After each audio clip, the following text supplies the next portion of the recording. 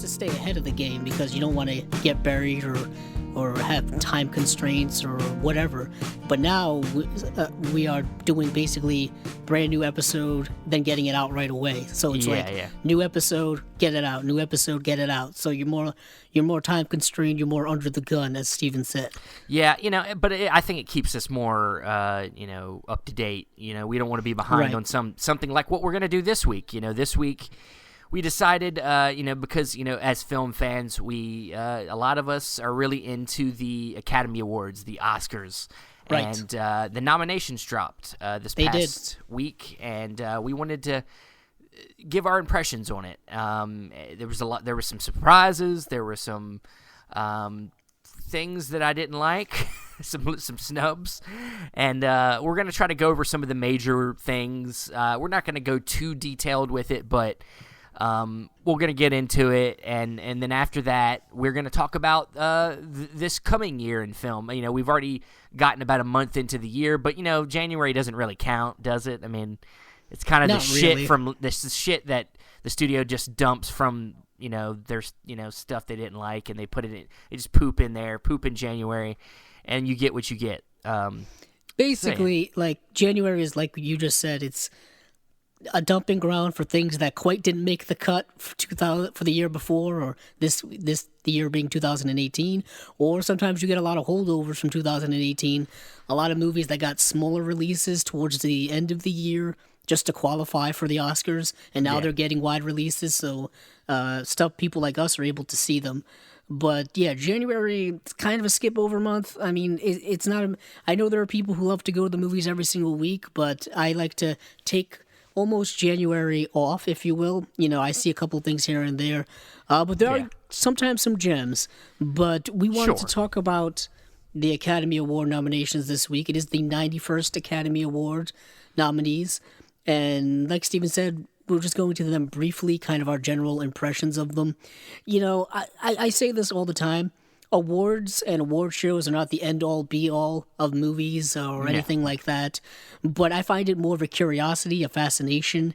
Like I said before, some people take them very, very seriously, and, the Academy Awards are the highest esteem of the movie world. Yes. You know what I mean? Like, it's the one night of the year we get to glorify or heightenedly glorify movies, and I'm like, nah, not really. It's as we go past this episode, we are going to do some episodes on the Oscars this coming month, leading to the award ceremony. We're going to talk about the history, so we'll get into what we feel like more of what the Academy Awards are actually for, which are more or less just stars and directors and people just patting each other on the backs for 3 hours for it's for them, it's not for us. But I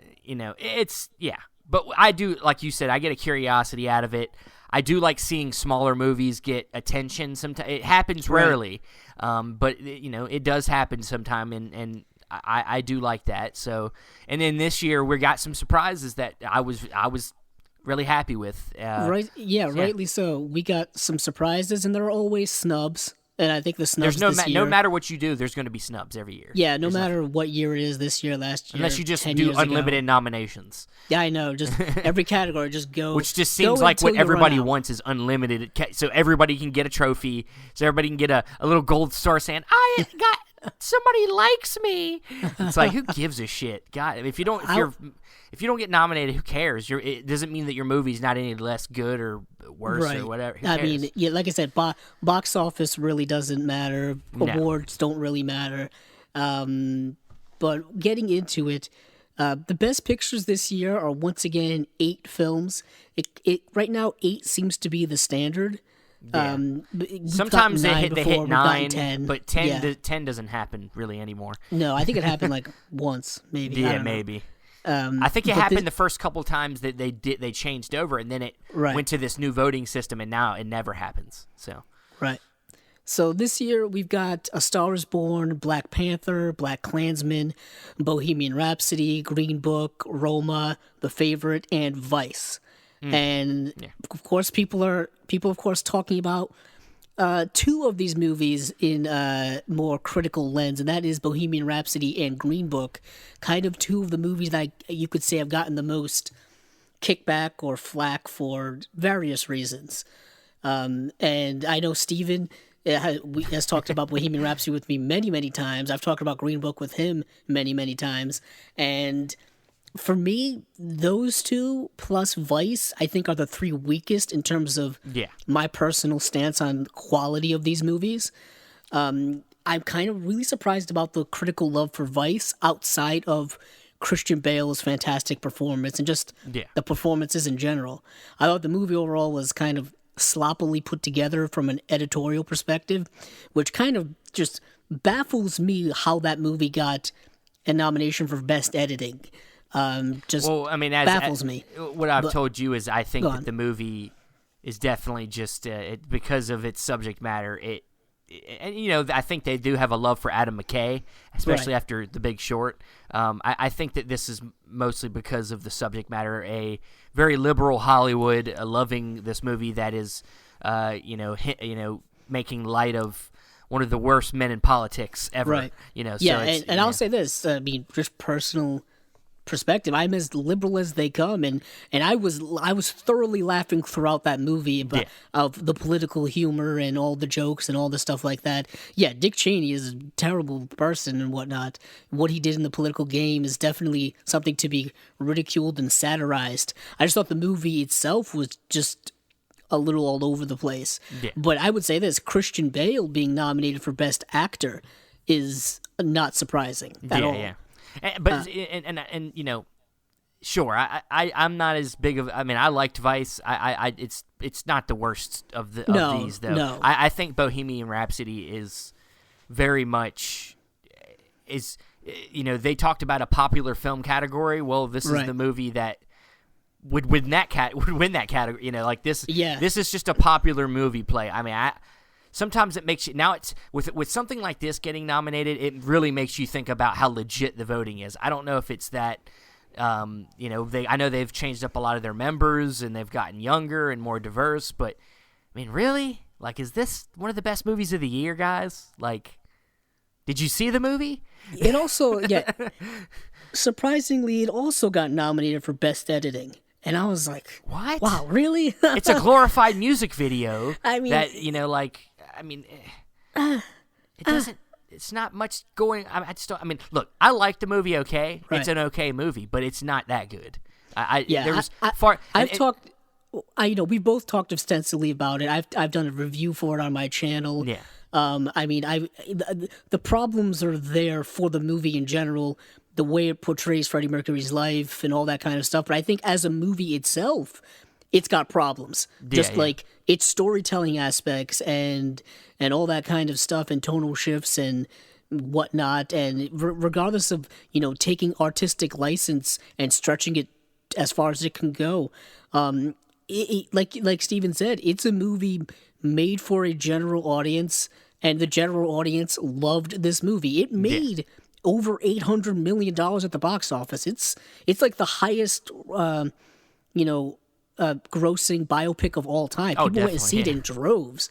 And a lot of it is to do with the popularity of Queen and Freddie Mercury and stuff like that. What is interesting is we talk about, they wanted to put in a popularity category this year, and in the future they may do that, which is terrible. Something they're still talking about, apparently. They're still talking about, but Black Panther was one that people said that's why they would introduce that category. But it ended up getting nominated for Best Picture anyway. That's why it's not a good idea to have that category, because it leaves out the chance for a movie like this, like Black Panther, which I don't know that I necessarily think it should be there either, but I would much rather have Black Panther in this category than a Bohemian Rhapsody, because I really like Black Panther for what it is. Right. But to me, there's a flip side of the, if I'm making a relation here, let's relate this to the movie Unbreakable, which is related to Glass that just came out. If there's something on the one side of the spectrum, which is the big budget movies, you want them to get nominated. What about the really small, low budget movies that don't get attention? Like Eighth Grade. Where the heck? That's a movie that should have been nominated for Best Picture. I'll say that. Talking about snubs, I recently watched Barry Jenkins' If Beale Street Could Talk. And I'm watching this movie, and I'm like, this didn't get nominated for Best Picture. It is a beautiful, what about a unique emotional film? movie. Yeah, what about a unique film like Sorry to Bother You? That was like purely probably the most original movie of the year. Oh, most definitely. I recently rewatched that as well, and I'm like, this movie is multi-layered. That movie like, there's has so much to unwrap here. That movie has something to say, like that's the movies I want nominated for Best Picture. Right. I mean, and there are other. I mean, talk about a film that has something to say. Black Klansman is definitely deserving. Deserving. Yeah. Even A Star Is Born, which is the fourth iteration of this story, is a really well done film. But it is the best version of that story, I think. Out of all it is one of the best. I would say it's the best version. I mean, I haven't seen all Yeah. the movies, but from what I understand, it is the best version. I've seen two It's of the really versions, and I would say it's the best version. I'll say this: it's better than its closest. Chris Christopherson version? The Chris Christopherson version. That movie is not. That's the worst of them, I think, in my opinion. Of the movies with the title "A Star Is Born," Green Book. We talked a little bit about that last week when we talked about our top movies of the year. Green Book, a lot of problems. That's another film that I think plays to a general audience. I think it does, but I do well. think it has a little bit more artistic merit. I would say, yeah. I still think Mahershala Ali is fantastic in the movie, as well as Vigo. Now, let's not their forget characters and whatnot. We both like Rami Malek. I mean, I think Rami Malek is good in Bohemian Rhapsody, but he doesn't. He's the best thing. He's the best thing about in the that movie, but he doesn't make that whole movie good. I mean, that doesn't mean that the movie should be nominated for Best Picture. I mean, I think Nicolas Cage is good in a lot of his movies. Should a lot of his movies be nominated for Best Picture? Should a Mandy have been I mean, some people think Mandy should have been nominated. But no, I mean, I don't think Mandy should have been nominated for Best Picture. So it's like, this is where there's a slippery slope here about the popularity of something, making it worthy of a, and of course it's all subjective. Right, of course. But it's... I mean, there are literally thousands of people voting in the Academy now and whatnot, so it's more diverse than it's been in years. And but I mean, there's a whole thing to say about that. We'll probably get into that in other episodes about Academy stuff. But moving on, other snubs for me, Justin Hurwitz not being nominated for his score for First Man baffles me. It's a crime. Oh my god, it's a gorgeous score. Dude, I just rewatched it, and I'm like that. I mean, still, it's the best part of the movie. I saw at first I didn't love that movie. I liked it a little bit more watching it again, and the score is. The score and the sound design and the sound editing and mixing is just amazing in that movie. I had to turn down my TV a little bit because I didn't expect it to be so loud in certain portions of the movie. Like I was like, shit, I need an IMAX in here, But it's a beautiful score. And it's so dynamic. I mean, why was Mary Poppins nominated instead? Gross. I don't know. Because it's a musical. I guess. Another snub for me is "Won't You Be My Neighbor," the Mr. Rogers documentary, not being nominated, even though it's one of the most critically acclaimed documentaries of the year, and everybody loved that movie. It's a rough one, yeah. And that surprised me. Not to take away from the other nominees, but this is one thing I heard about. I was listening to a podcast. Somebody had said this. Apparently, somebody that was a voter had said, I know where you're going. Yeah, said that because this movie, because of where it was alphabetically in the nominees, because "Won't You Be My," so it's at the bottom. Apparently, a lot of people didn't go that far down the list. And that's why it didn't get nominated, because voters who probably didn't see most of the documentaries just went down the list and were like, oh, yeah, I heard of that one. I've heard of that one. And then they never made it to the bottom where "Won't You Be My Neighbor," one of the best documentaries of the year, was sitting at. I also heard that some voters assumed that was going to be nominated no matter what. Yeah. So they just voted for something else instead. They were like, everybody's going to vote for that one. Well, yeah. Yeah, it's like, who cares? Which leads me, that's a whole different discussion about the voting process and the people who vote and how they vote, and are they really watching and seeing all of the nominees in every single category? Come on. It's ridiculous. How do you judge all these movies when not everybody sees the movies? Like, it's... it's not exactly a good voting process. It's not really reliable, is it? No, it's not. A couple of other surprises. we'll just switch to surprises so we can get on to talking about our most anticipated. Yalitza Aparicio for Roma being nominated for Best These Actress. that was the surprised biggest... the heck out of me. Woo! Because I thought she was amazing, but they're not going to give her a nomination. That and the actress for supporting too. Yes, the actress in supporting was really surprising as well. Lots of love for Roma in general. I think it got like 10 nominations. Yeah, that and The Favorite got 10 nominations. Yeah, The Favorite, Best Picture, Best Supporting Actress for Rachel Weisz, Olivia Colman, Best Lead Actress. I mean, that movie's littered with awards. That's a great movie. I like the movie. Okay, I need to see it again, but I think it might be one of them movies though that gets a lot of nominations but doesn't win anything. Yeah, I don't think it's gonna win all 10. I mean, it might not win much of any. I just have this feeling that it's not gonna win anything. If it wins anything, it might be like maybe editing or did it get nominated for editing? I'm pretty sure it did. It got nominated for Best Cinematography, I can tell you that. Well, it's not going to win Cinematography. It got Best Original Screenplay, which it might win. I think category. that one's got a good chance of winning, maybe. I'm pretty sure it had to have gotten Best Costuming. I mean, the costumes in that were fantastic. Production design, that makes sense. But I think Olivia Colman is pretty could win. It's a solid pick, but I don't know. I mean, Glenn Close. Glenn Close. She's kind of due, and it might be one of them like times where somebody's getting an honorary, kind of like, here you go, you've been in the business for a while, here you go. Yeah, I know. It could be. Well, yeah, she is, beloved, to respected, stuff like that. Yeah, she deserves. And I've heard she's great in the movie. I haven't seen the movie The Wife. Yeah, her movie The Wife is like nobody's really seen it or heard of it. Not no one, but it's in my area, and I just have not. It's definitely an indie film under the radar. Some people have seen it. Most people probably haven't even heard of it. I've heard that the movie's okay, but she's great. So right. Another surprise for me specifically, and I think Steven as well, is the director of Cold War being nominated for Best Director. Love it. Damn. When was the last time 2 films that were nominated for Best Foreign Language had each director nominated as well? I can't remember off the top of my head. I couldn't tell you. I couldn't tell you either. I mean, Paul Polakowski, who directs the heck out of Cold War. We gushed about how great Cold War was last week. Yeah, cinematography didn't surprise me, but when he got director nomination, I was like, what?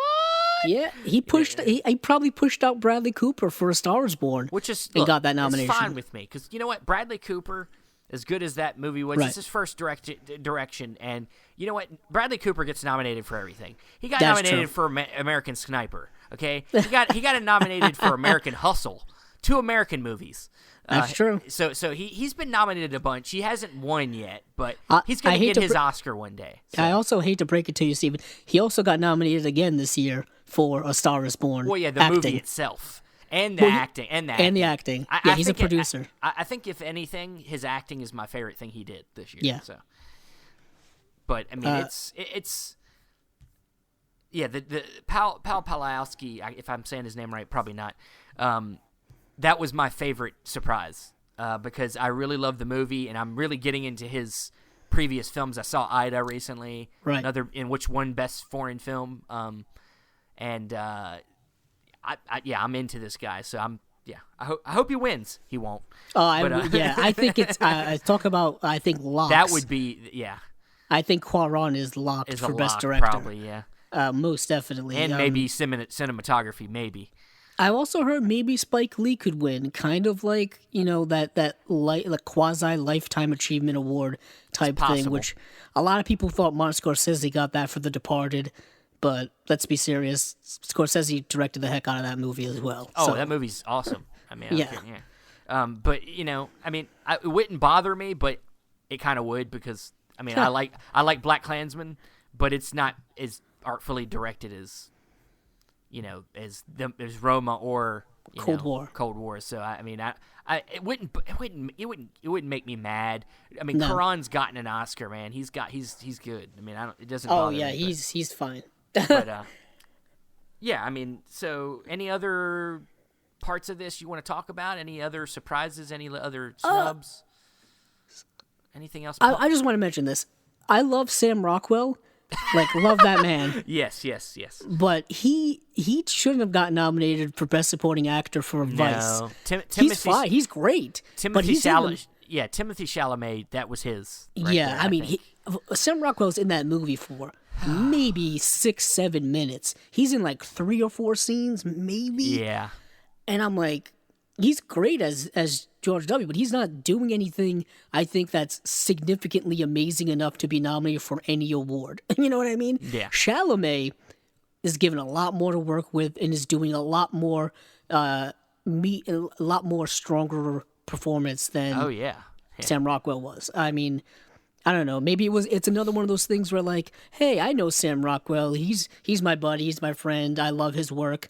Let me vote for him. You know what I mean? Like one of those things. But yeah, nothing else really pops out to me. I mean, there are, of course, other snubs we're forgetting about and whatnot, but we'll probably set that aside for now and move on to... Yeah, we'll digress and we'll move on to some more positive things. Yeah, we'll move on to what's going on this coming year. Like Steven said, we're already about a half a month in, almost a full month in, and we are hitting the ground running with a lot of stuff that's coming up soon. Like the years keep going by faster and faster, and before we know it, we'll be all the way in December of 2019. Before you know it, it'll be Star Wars 58. And, I know. Before we know it, everybody will be getting out of Star Wars, and the internet will be erupting in either pleasure or infighting, probably or fighting and all kind of stuff. Most likely fighting. Yeah, most likely fighting. But so I mean, I guess getting into it, I mean, right. I got a list of a lot of indies. I think you got some more. Andrew's gonna cover more of the mainstream. I'm gonna cover some of the indies. We're gonna go back and forth. Yeah, I like, I'm more loose. Steven's more structured. I don't take notes. I mean, I sometimes do, depending on what it is. In this case, I wasn't gonna remember all this shit, and I'm not gonna click on my computer every 5 seconds. So, I'll do that. Yeah, so if you hear any bumps or any clicking, that's me clicking Andrew. around. Me, I don't like to do that. It's not professional. No, I'm just kidding. Professional. Hey, it's not professional. Well, you have a Mac, and it doesn't make as much noise as my PC does. So yeah, but it all depends on how close the mic is and all that tech stuff. But yeah, Steven, you want to start off? Well, okay. This first one I got here is one I saw a trailer for a while back ago. It comes out February 8th. It's called, and I'm assuming it's limited, but it's called A Man Who Killed Hitler and then the Bigfoot. And it stars Sam Elliott, and apparently I think it's I guess somewhat based on a real person. That a man that was a veteran gets asked to go hunt down a Bigfoot monster. It sounds like it's not real, but then again, we live in America. So, fact can be weirder than fiction sometimes, and I think this might be an example. I just want to see Sam Elliott looking for Bigfoot. That just sounds like perfect movie. So you had me at Sam Elliott. Yeah. I mean, the mustache. As long as he has the mustache, we're good. I know. It's interesting that you mentioned Sam Elliott because he's also nominated for an Oscar this year. Yeah, he probably won't win. I wish I'd like to see him win one day, but he's getting up there. But yeah, this was one that you can go see the trailer already. It's out there. It looks weird. But yeah, what you got? Yeah, so Steven will go indie. I guess I'll go more mainstream. I'll say this. Yeah, we'll skip over. Yeah, because January's. We'll go right to February. I'll say.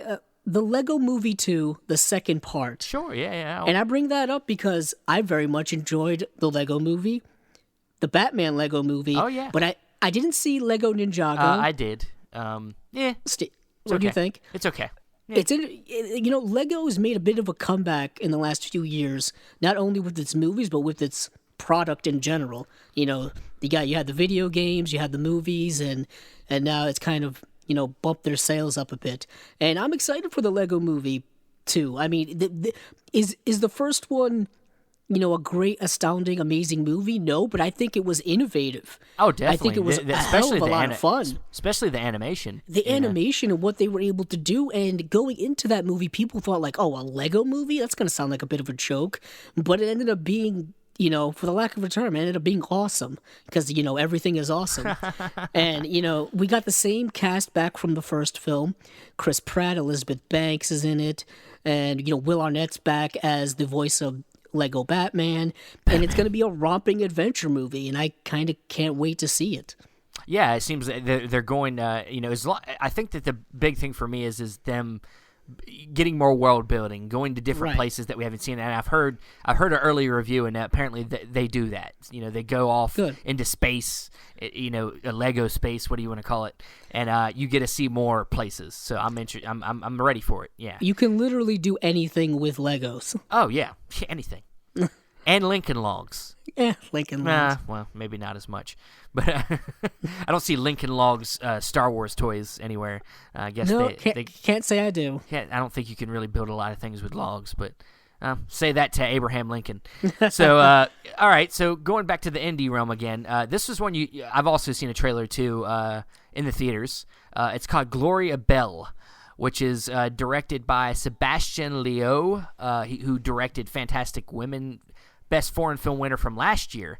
And it's got Julianne Moore and John Turturro. This is another A24 film. And it's basically about a woman who's kind of looking for love. She's going around. She lives in L.A. She's looking for love, and she runs into John Turturro. And it's kind of like looks like a sweet romantic comedy type of movie, and with more of an artful, direction to it. Doesn't seem like it's going to be so straightforward. So yeah, and anything with Julianne Moore in it, I'm in. So nice. You anything? Yeah. Me. This next one is not so much anticipated, but a bit of a curiosity for me. Okay. And it's a bit of a personal curiosity for me, and that is Robert Rodriguez's Alita: Battle Angel. Ooh. And the reason why I bring this in, one, because Robert Rodriguez is a bit of an inspiration for me in general. His early films, and even up to Sin City, I think are all films you can look at and study and learn about filmmaking. He's always been very open about the process of filmmaking. And what fascinates me about Alita: Battle Angel is, one, it's not a known property. It's a movie that has been pushed, I think, not once but twice in its release date. And I have no idea how this is going to do in the theaters. It's coming out on February 14th, which is Valentine's Day, for those of you who celebrate Valentine's Day. Seems like a good Valentine's Day movie. And it's I believe it's based on a comic book, or I believe a manga, something like that. And the cast in it's really good. Christoph Waltz is in it. Jennifer Connelly is in it. This movie looks like it should be a fun, CGI action film that's probably not going to do so well at the box office, but I have hope for it. And it's more of a curiosity for me. It is, me too. And, what I'm hoping for is the fact that they've had all this extra time that they have done the best work that they could with the CGI. Yeah, and it is produced by James Cameron. Yeah. If anybody cares, if that helps, if it helps, they're using his name at least for marketing. Yeah. So, I mean, yeah, I'm definitely going to check it out. I think that the obvious reason it got pushed was a strategy money wise. Yeah. I mean, it was not going to that December was die. Not a good spot for any smaller movie, apparently, and even some bigger movies. So apparently, it was supposed to come out originally last summer. Probably wouldn't have been a good spot for it. December was just crowded as heck with Aquaman, Into the Spider-Verse, Mary Poppins. Look what happened with what's that movie? Mortal Engines. That movie was dead on arrival, and I think Alita: Battle Angel would have suffered the same fate. Well, the thing is when you're not a IP, property that everybody knows, it's definitely, that's why. I mean, all the IP stuff, like you said, Mary Poppins and Aquaman and stuff, that's the stuff that all was gonna, like, we knew it was gonna make money. So, but all right. Well, this next one I got is one I think you've probably seen the trailer to this one. This one's not really indie. It is more of a mainstream one. It's called The Aftermath. and it's the one with Keira Knightley and Alexander Skarsgård and Jason Clarke, where it's post World War II. It's like a romance movie where basically Keira Knightley and her husband, Jason, played by Jason Clarke, are like moving into this house that was once owned by a German widower, and now they have to, like, I guess they're basically rooming together. So of course there's tensions there, of course, with a German person and they're British, and Jason Clarke gets in the trailer. This is all in the trailer. Jason Clarke gets sent off back into whatever the reconstruction. Everything's been destroyed, of course, because of the war, and he's helping with the reconstruction. And while he's gone, Keira Knightley's alone with this German, person who Alexander Skarsgård, and they have a romance, and it looks like it could be, an interesting, movie. I like Keira Knightley. I think she's a solid actress that doesn't really get enough. I mean, I think we just used to seeing her in the same types of movies. Yes. And she gets kind of, like, I think, forgotten, but I've liked her in movies like Begin Again. She's really good in that, and like which is a John Carney film, and I think she's a good actress. I think, and Alexander Skarsgård, I think this will be something a little different, right, than what we've seen him in recently. So, well, one thing we've learned from following Keira Knightley's career is that she loves her romantic period pieces, or just period pieces in general. She's in at least one every year or every other year. She's I think an underrated, fantastic actress. Oh yeah. And I didn't see it, but apparently the movie she did last year was pretty good. Colette. Right. I didn't see it, but I heard she was really good in it. So, but not surprising. Next up on my list, staying in the mainstream, I had to plug this because I don't think this franchise gets enough credit or enough love, and this is the newest film in the How to Train Your Dragon franchise, and that is How to Train Your Dragon: The Hidden World, or How to Train Your Dragon 3. Yeah. And I bring this up because it for some reason this franchise, I think, gets lost amongst the Disneys and the Pixars of the world. And it's now the third film in what I think is a fantastic animated franchise from a studio that I don't think gets enough credit for its animated films, and I believe it's Fox. I could be wrong on that. DreamWorks, Universal, right? Yeah, I think it's Universal Pictures. It's DreamWorks. It's yes. DreamWorks is owned by Universal. DreamWorks is owned by somebody. I'm pretty sure I don't remember. But but while I'm looking that up, I'll continue to talk here. If you're not familiar with this franchise, get on it right now, especially if you have kids. And even if you don't have kids, watch it anyways, because it's a lot of fun. It's set in kind of this mystical world with, like, Vikings and stuff, and it stars the voice acting of people like Gerard Butler and Jay Baruchel. It's basically a story about a boy and his pet dragon. You know what I mean? Yeah, and it's very much similar to a boy and his pet dog, a boy and his pet cat, or even a girl and their pet dog, pet cat, whatever. And it's kind of their journey of friendship and overcoming different adventures and stuff like that. And I just find it really, really charming. And the soundtrack, the musical score for all of these movies is fantastic. Just absolutely brilliant. And I just don't think it gets enough love for its gorgeous animation as well. And they keep getting nominated for Best Animated Feature, but keep losing at the Oscars. Shocker, yeah. DreamWorks is... Let's see. Yeah, it is DreamWorks. So wherever DreamWorks is at, which I think DreamWorks is Universal. is its own independent studio, maybe. I don't think it's owned by anybody. It's got to be owned. Everybody's owned by everybody. I mean, maybe. I know Spielberg... You know what? It might be Paramount, because Spielberg has worked with Paramount a lot, and... Yeah. I think Spielberg is the one that started DreamWorks, so...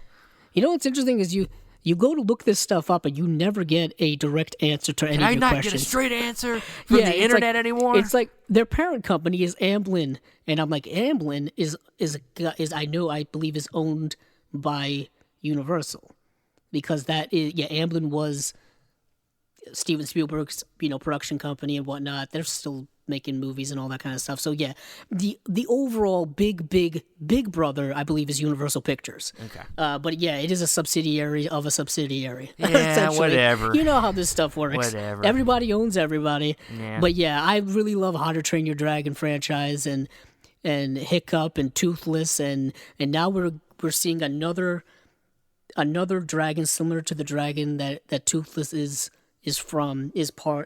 the race of and whatnot. And I really love how this franchise keeps expanding upon itself. Like the first one was a small story, then the next one expanded, and this one looks like it expands even more.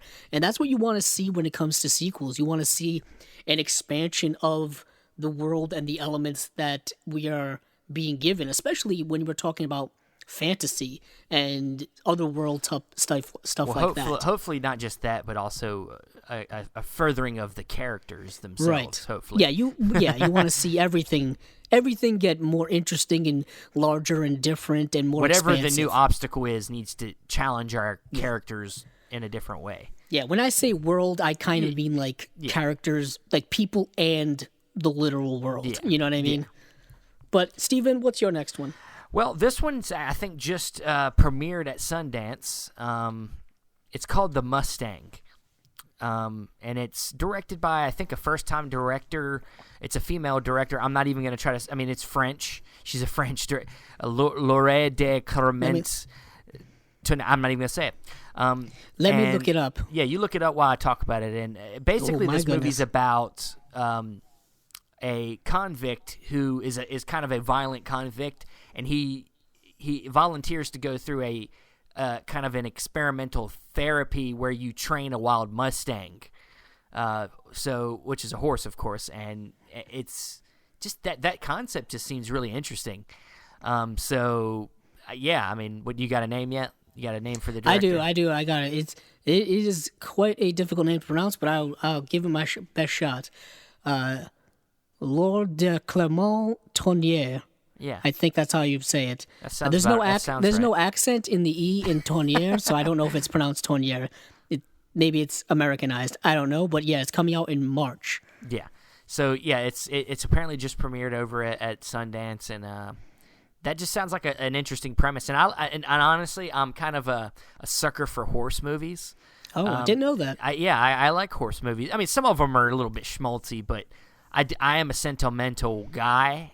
Some of them are a little bit too sentimental, though. But I like stuff like War Horse. I really like War Horse, and I really liked Lean on Pete that came out last year. Oh, did you see that movie? Yeah, I seen. I own it. I didn't know that. Yeah. Just because I have a certain sensitivity to films featuring animals, because there tends to be a tendency to have them either get hurt or die in these movies. That just seems to be a pattern that happens. Well, unfortunately, because they don't usually talk, we can't really get to know them, so we have to put them through things, I guess. I guess so, but I mean, like, it's like, stop killing animals in your movies as a plot point, people. I mean, damn. Yeah, I know you're doing it for emotional effect. Marley and Me's fucked us up for life. I can't watch that movie. I won't watch it. I know what happens at the end. I don't need to see that. Yeah. I don't need to have that feeling again. Yeah, I don't need to be crying, crawled up in a ball, and anything like that. Yeah, but I think this sounds like an interesting premise, and I can't wait to see it. All right, so what you got? What do I have next? Throw something back at me. Throwing something back at you? Well, we're going mainstream of the mainstream of the mainstream here. Whoa! And that is the next film in the Marvel Cinematic Universe, Captain Marvel, which is coming out March 8th. Do you mean Shazam? No, I'm just kidding. Oh, yeah, I know. Shazam! I'll get to that. Don't you worry about that. My DC-loving heart is anticipating that film. So Captain Marvel is, of course, the newest film in the MCU, which is... Isn't it now over 20 films? I can't keep count. It's got to be over 20 by now. Yeah, and it's starring Brie Larson as Captain Marvel, or Carol Danvers. And this film is... set in the 1990s, so we're seeing young versions of Samuel L. Jackson's Nick Fury, as well as Phil Coulson, and what we're getting is kind of a bit of an origin story for the character, as well as a new adventure in her introduction into the overall MCU and how she's going to fit. within it, and they're probably setting her up to be in the next movie coming out after that, which of course we're going to talk about no matter what. So yeah, I'm looking forward to it. The trailers, some parts of it are good, some parts of it not so good for me personally. But when it comes to the MCU right now, I know Steven's not high on these comic book superhero movies because there's quite a lot of them, and the train's not stopping when it comes to how many are being released. I'll see the movies. I mean, he's gonna see it. I'm gonna see them, and I like some of them, but I don't get excited for them. There's a difference. And they don't tickle my fancy as much as they used to. Okay. Some of them right now are becoming more, what's the word I'm looking for? Not streamlined, but they kind of look similar. Know what I mean? They're very predictable. Not even predictable, but they feel like they're coming off a production line from a certain extent. They are. Well, yeah, I mean, I mean, you don't put out 3 of these movies from one studio a year, and really think about them. They're thought out before they even start. Like they're like, oh, of course, they're coming off of a factory. Yeah, I mean, there's certain different connections that connections. I mean, like similarity. They start to look similar.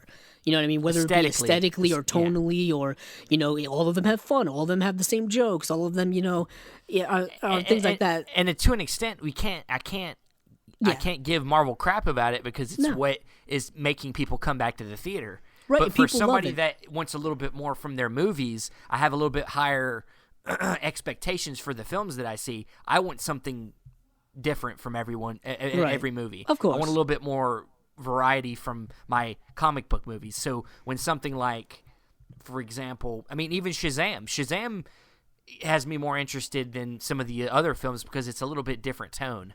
When Deadpool came out, that was changing things up, and that's what got my attention.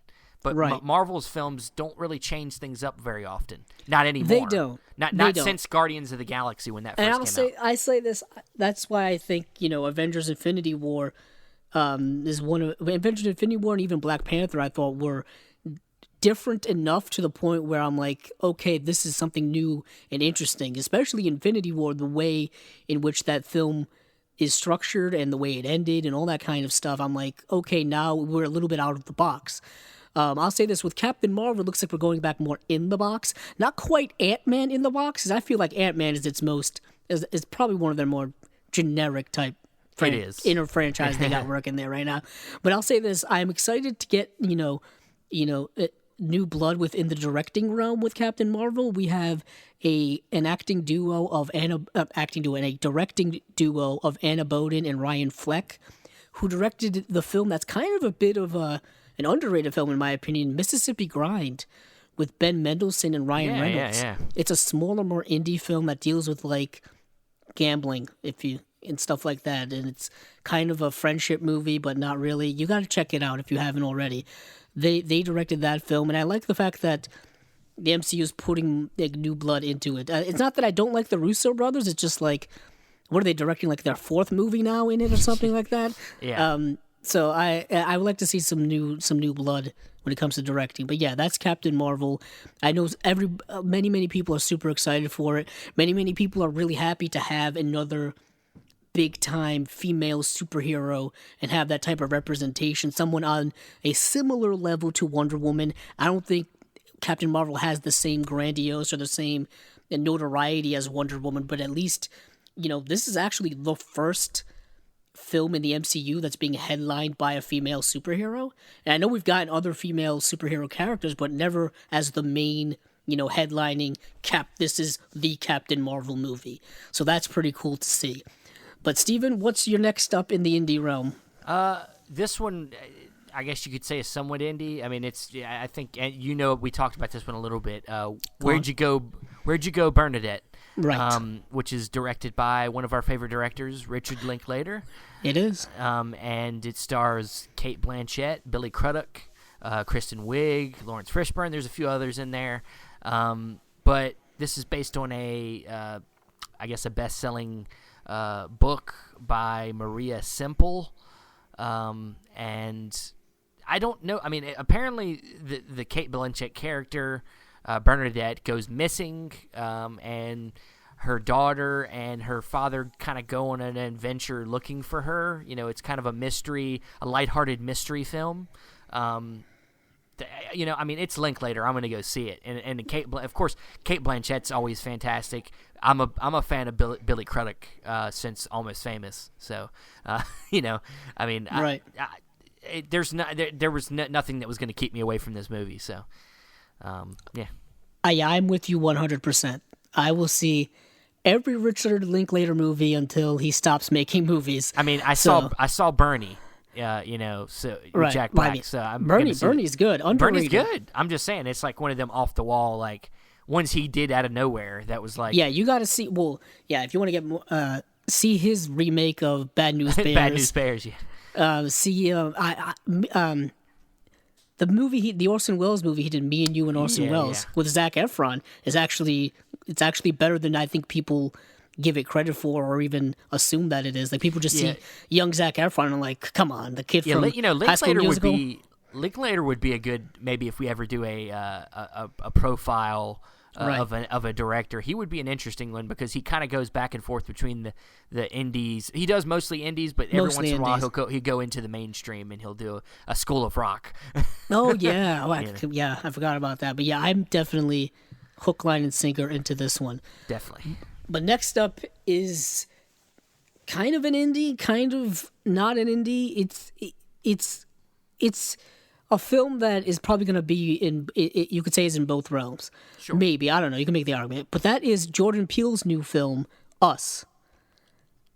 Ooh, I'm so excited for this one. And this trailer is absolutely insane.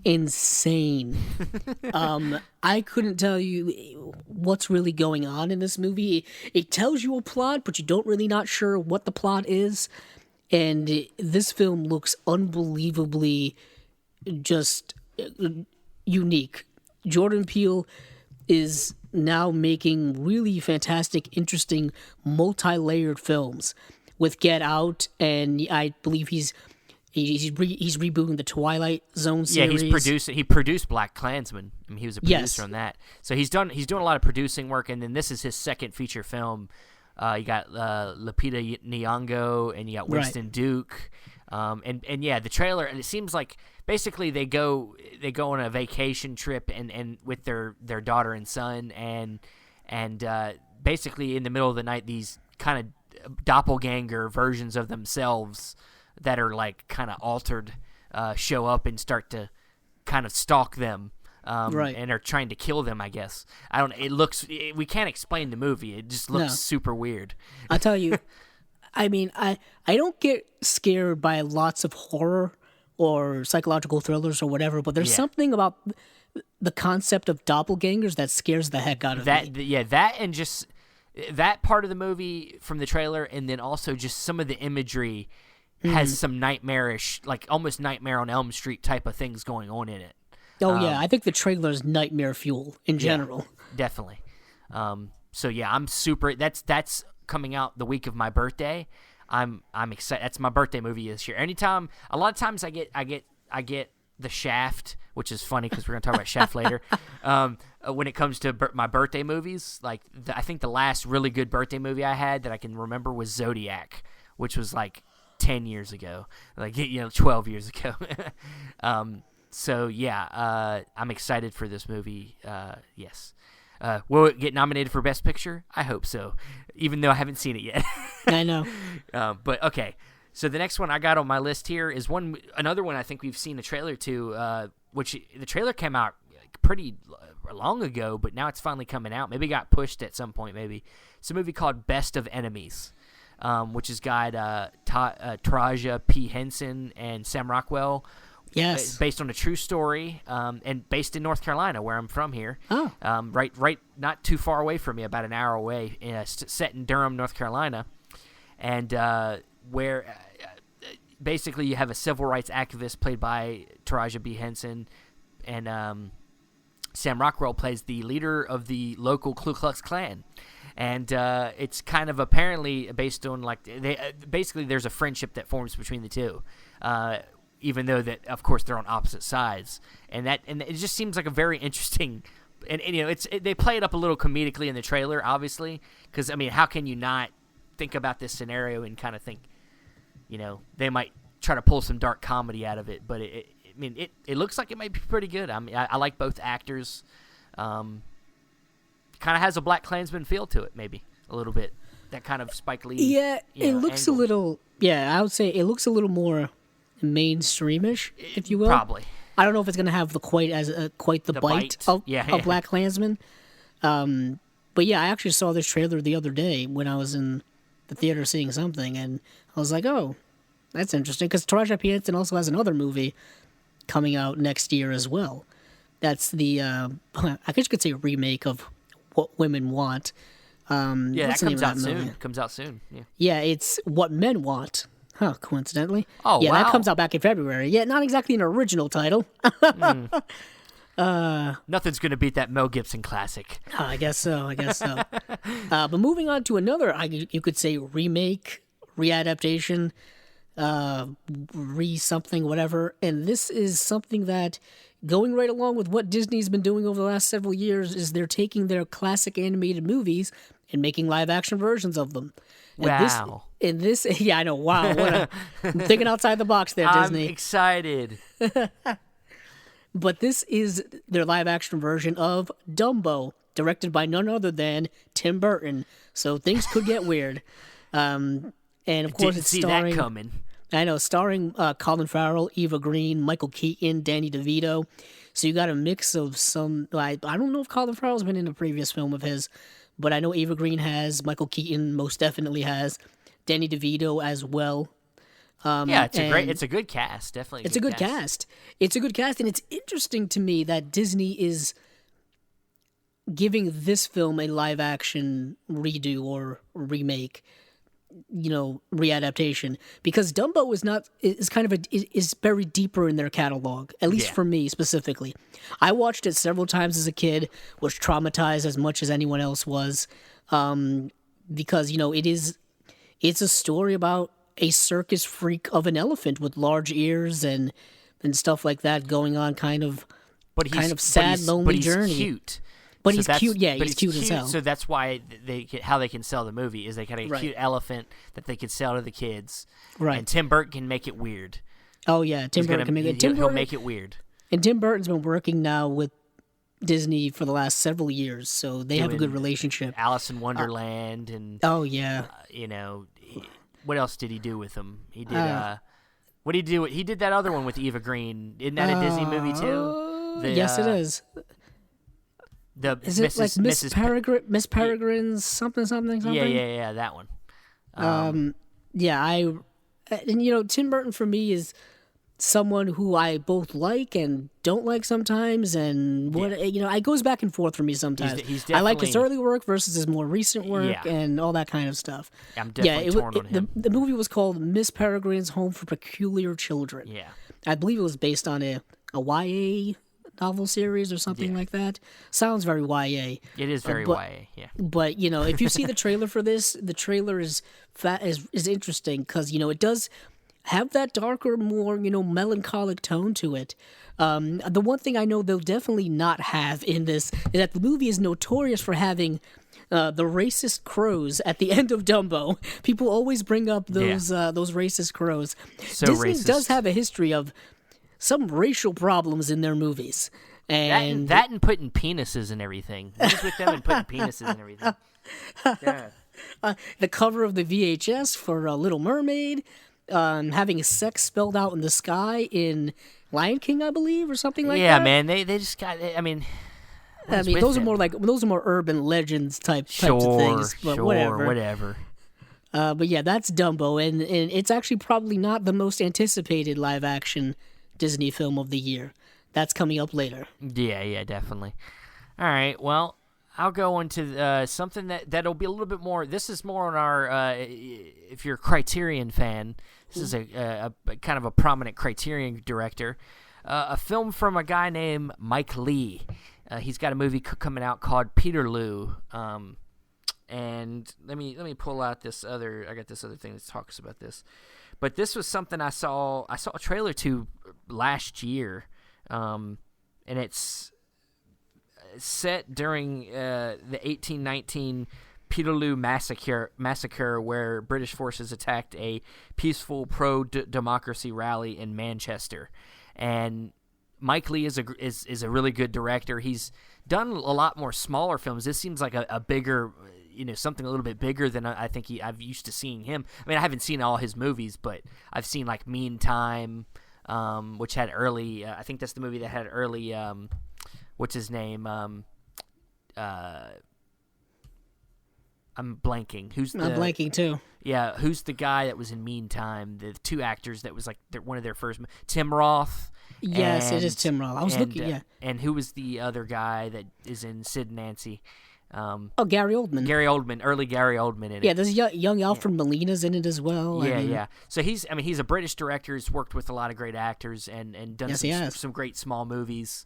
And a few of them are on the Criterion Collection. He's really good. And this, I'm always interested to see what this guy's got going on. And this just seems like a different type of movie than I'm used to seeing from him. So, yeah. Yeah, I love Mike Leigh. Mike Leigh is one of my favorite directors of all time. I think he's an amazing director. His films, at least from the ones I've seen, have a very humanistic perspective from them.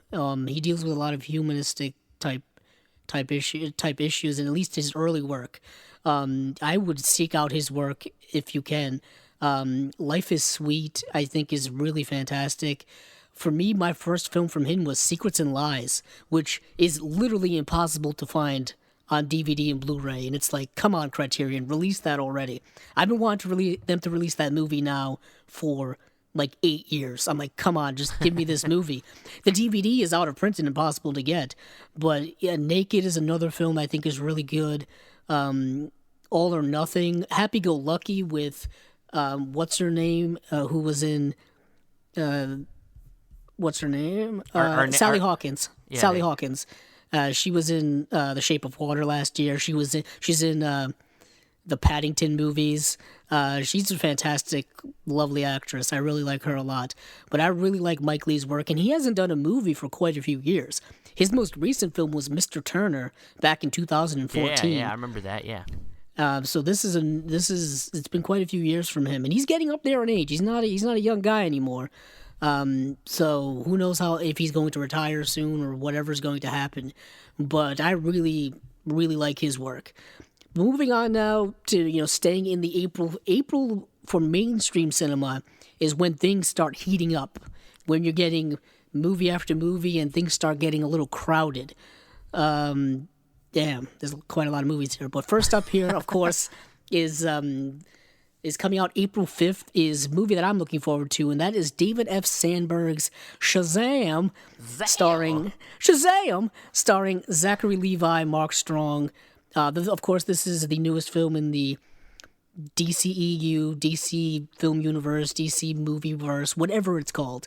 And of course, and this is centered around the character of Billy Batson, who is this kid who all of a sudden one day gets superpowers. He is kind of, chosen, if you will. Chosen by some mystic, guy. Chosen by a mystical wizard named Shazam, who is portrayed by Jimon Hounsou in this movie, and he gives him magical powers. And his magical powers where he has super strength, he can fly, he can use magic, he can use lightning, he can do all kinds of stuff, but he transforms from like this little skinny teenage kid. He still has his intelligence as a kid. Yeah, that's the whole thing. He transforms into this big buff superhero. And I'll say this, as a DC Comics fan, this is a deep cut of a superhero. He is part of the Justice League at some points during the comics. He has his own comic book titles often, and he's been around in DC Comics for a very long time. He started out being known as, Captain Marvel and stuff like that. They had to change the name at some point because of copyright and all that kind of stuff. But this is not a Superman, a Batman, Wonder Woman, Aquaman, Green Lantern. It's more of a B or C level. More of a B or C by name, but in terms of ability and power, he's rival Superman. He and Superman have had great confrontations and fights in the comics before, so he's pretty powerful. I mean, Superman's one of his weaknesses is magic, and of course, he gets his power from magic. So, right. But like Steven said, the uniqueness of Billy Batson or Shazam is that he's a kid in an adult's body. It's a very big situation. 13 going on 30 situation, whatever other movie. And the storyline itself is, of course, it's like Big. The Tom Hanks movie. So if you like Big, you'll probably be kind of into this. And I'm a fan of Zachary Levi. I love that Chuck. Man. I love old Chuck. He made an appearance on Marvelous Mrs. Maisel. Yes, he did. And I liked him in that. And I think he's a charming actor. So yeah, he was in Thor: The Dark World. He was in Thor Ragnarok for a good 5 seconds. Yeah. But he's a comic book nerd, for the lack of a better term. He's well into that world. He knows that world very well, and it's nice to have somebody who is fans of that type of property to go into it with that passion and that sincerity, as opposed to somebody who doesn't know anything. You know what I mean? Hopefully, with the money he makes off of this movie, he can fund a Chuck sequel, like a sequel movie. Nice. Or like a Chuck, or I would even say a Chuck revival or a Chuck movie or something. Yeah, I'm saying bring it back with a movie, because I don't know, they're doing that these days. They're doing that. To fund a series would be a little bit more difficult, but to get a good movie to bring it back, I want it. I want a better ending than the one we got. Right, okay? And I'll say this: when it comes to tone, this film is going to be tonally different than you've seen from other DC movies. I think even tonally different than what you see from Aquaman, which was a lighter film in general. It's a film that, like I said, does have literally from a child's perspective of what it is to be a superhero. Yeah. So I'm looking forward to it, and I can't wait. Steven, next up. Well, this next one, I think this one sounds pretty awesome. This film stars Andrew Garfield. Topher Grace is in it. It's directed by David Robert Mitchell, who directed It Follows, which came out a few years ago. One of the better horror movies over the last 5 years, whatever. And this is about, basically, it's apparently kind of a film noir-ish type of movie where Andrew Garfield kind of plays this lonely dude going about his business, and he sees this girl that lives in his apartment complex, and then the next day she goes missing. And it's him kind of going on this, kind of random, he becomes a detective of sorts. And there's a trailer. I wish I'd have watched the trailer before we started, but I love Andrew Garfield. I like David Robert Mitchell's first movie, and it's been a while since It Follows. So, I mean, this comes out April 19th, and nice. If you know us, we love film noir, and if it's kind of got that Brick vibe, where it's like a neo-noir type of movie, then I'm in. So, what is interesting that you mentioned... and let me say what the name of the movie is. Because that's the most important thing. It may help. Yeah, Under the Silver Lake, is the name of the movie. Nice. I should probably say the name of the movie, yeah. I knew what movie you were talking about as soon as you started mentioning it. The audience needs to know. Yeah, I know. They may need to know. I got so caught up in what it was about, sorry. Right. What is interesting is I saw this trailer last year, and this movie was supposed to come out last year, and I guess it just kept getting pushed and pushed. But the thing is, I know people who have seen this movie. It screened. Oh, really? Places, and it screened at film festivals and all kind of stuff. And I know that people have seen it, and it's just weird that it's been one of those movies where it's just been pushed a whole year.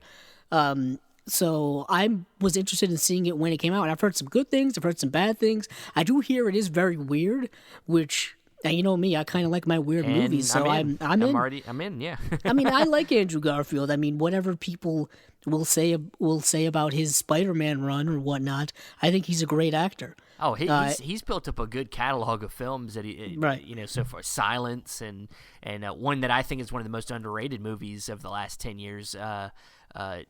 99 Homes is just a powerful film that I just get totally overlooked. Yeah, he was in Mel Gibson's return to Hollywood. Hacksaw Ridge.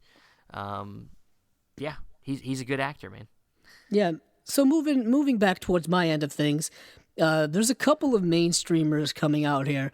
I don't know if I want to talk about them back to back. Yeah, I don't go want ahead, to man. steal Steven's spotlight, but No. I think there's going to be more. We got to get through mainstream. some of these quicker because Yeah. Get to Pet Sematary, awesome. which is of course the newest Stephen King readaptation into movie form. The first one made me and- pee my pants. Yeah, and then The original. there's been a huge revival of Stephen King's work over the last couple of years, on the big screen and on the small screen. So I'm looking forward to that. The trailer is really, really good. Yeah. The movie, go They on. recasted, I'm trying to think of the actor's name that played in the Munsters, who was in the original, that is now deceased. His character from the original is now being played by John Lithgow, and that's perfect casting. Perfect Yeah, it is. casting. Yes. I think it's Fred Gwynn, if that that's is the it. original actor. I'm pretty sure. But we got Jason Clarke in this. Jason and Clarke's in this. Check out the trailer. It's haunting It what they're is. doing. And they're taking Stephen King's works more seriously now than I feel in the past. They're getting a little bit deeper into they're using the book, the source material, a little bit better. I think they didn't get into some of the stuff that I saw in the trailer that I think was in the original. I also think they're giving them more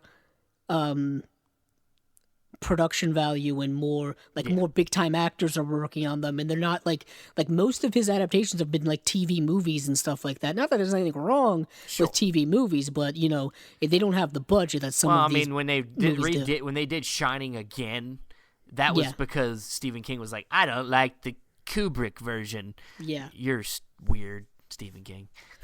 Yeah, but next up is kind of another readaptation or reboot of something, and that is Hellboy.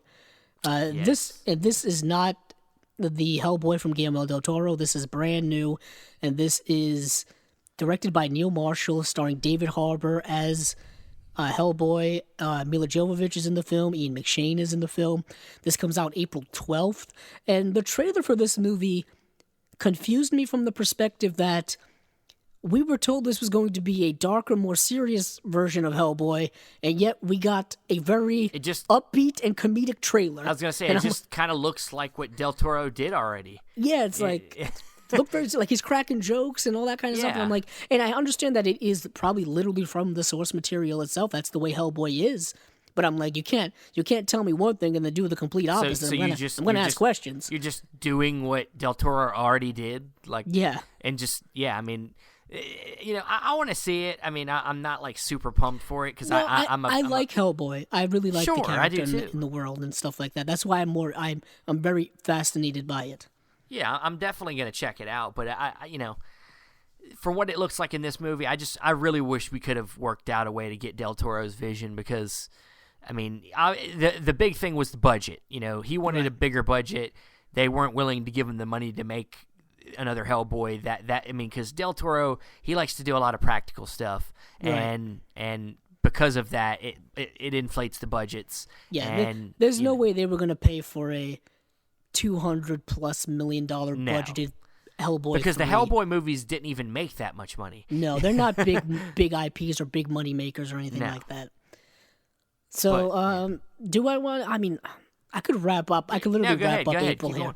I mean. The big one, the biggest one for April, of course, is Avengers Endgame. Yeah. I'm disappearing. Yeah. And we're back. Oh, God. Avengers Endgame is the follow-up, of course, to Avengers Infinity War. We have to literally, see what's going to happen because of the events of Avengers Infinity War.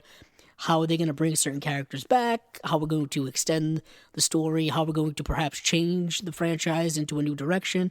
Who really knows what's going to happen? And it's one of those times in the MCU where anything could happen. Literally, that's what I really liked about Avengers Infinity War is it opened up new doorways that they could possibly go through. Who knows if they will, or who knows if they'll play it safe? What we do know is certain characters are probably going to come back. Maybe all of them, maybe some. Who really knows? Once again, we have Joe and Anthony Russo. The Russo brothers are back. The movie is starring literally nearly everybody, and new people. and new people. Captain Marvel's probably going to be in it. I can't wait to see what's going to happen. This is going to be one of the bigger events of the year at the movie cinema. There's going to be droves of people going to see this movie, people dressing up in characters and all kind of stuff like that. Are you hinting at something you're going to do? Or no, Christ, no. No, that's not me. That's for the nerd. That's for the people that don't like to be comfortable when they're watching movies. Right. I like to be perfectly comfortable, and I will be checking this out along with everybody else. Hopefully a couple days early without seeing it with the public for the first time, because the first time I need to be able to see the movie and not be interrupted.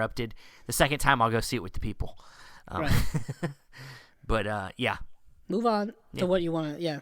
What do I want to talk about next? Let's see here. A movie that I could have seen at Telluride is now finally coming out, called Nonfiction, which is an Oliver Assayas film, another Criterion Collection favorite. Did movies like The Clouds of Caesarea, and Cold Water, and Summer Hours, and many films. He's a French filmmaker.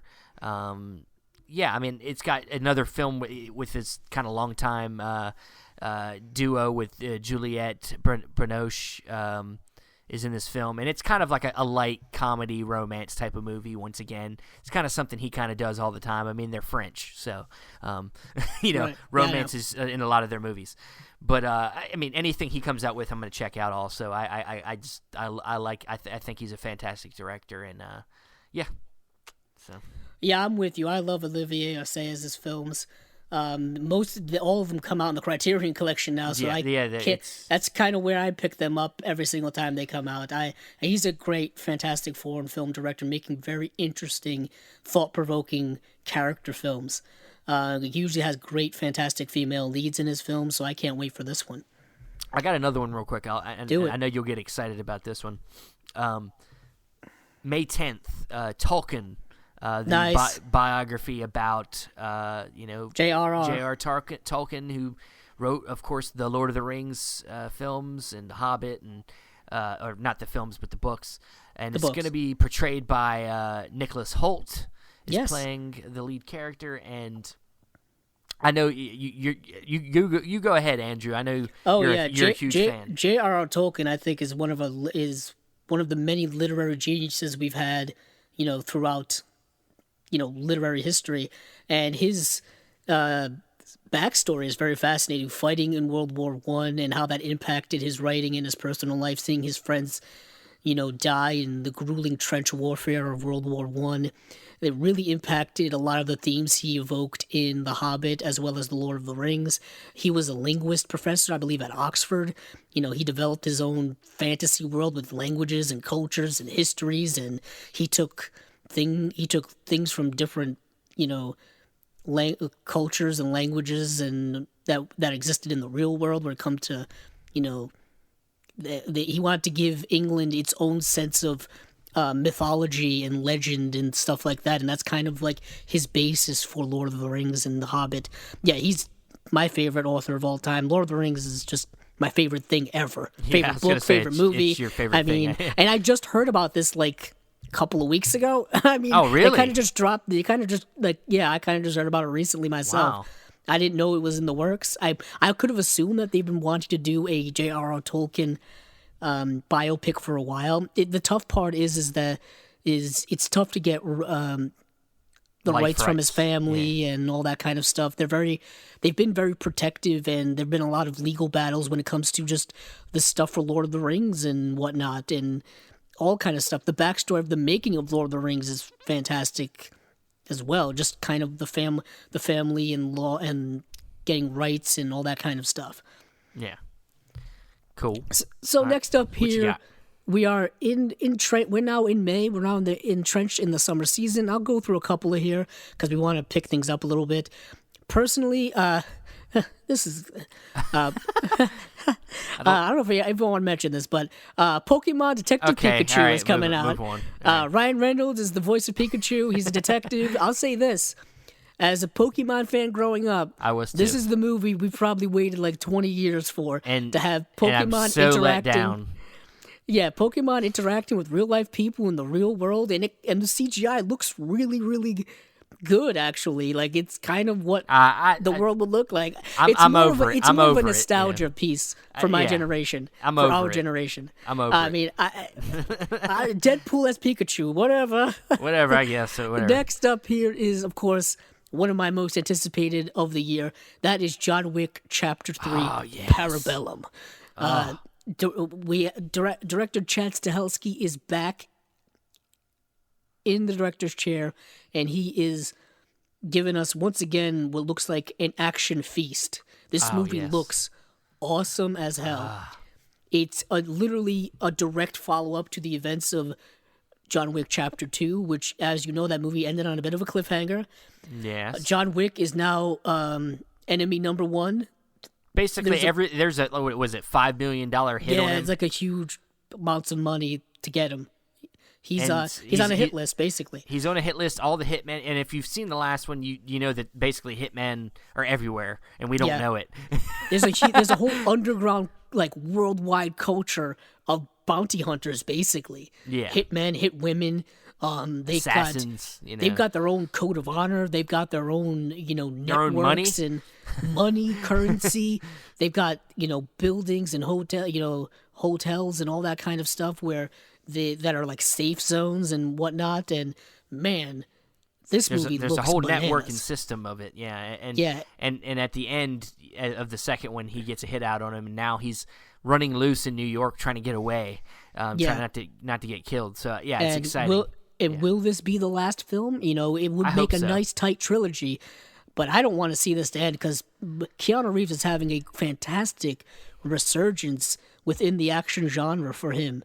Not that he's an old guy in any ways, but he's been acting, since the 80s. He's been around for quite a while. Oh, I mean, he's in his 50s. I mean, but he doesn't look it, though. He's in good shape, and he keeps looks himself fantastic. in shape. Yeah. Of course, I love the character. I love the movies, but I am sometimes it's good to stop when you're at your peak. And if this ends up being really good, I think I'll be good there. We don't need any more. Maybe continue on the universe in some way. Maybe do a TV show here. I heard that they're developing a TV show based for the around Continental, called the Continental, which I think Keanu's going to cameo in, or something cool, like that. Which would be cool. Yeah. Which would be cool. I would love to see, like we said, there are many other assassins or bounty hunters. I like to see wide open. Their story, like other stories, get picked up and whatnot. But yeah, I'm hook, line, and sinker for this. Watch that trailer, please. I mean, you could always do a young John Wick story and I don't need prequels. I don't either, but I'm just saying that's something they'll think about. I don't need it. You don't want to get like a Timothy Chalamet to play a young John Wick. I like the mystery of the No, I the agree boogeyman with mystery, you. I'm with you. Where it's like this guy was the boogeyman, like he was. It's like a slasher, Like I don't need to know what the slasher had for breakfast when he was a kid. It's okay. I don't.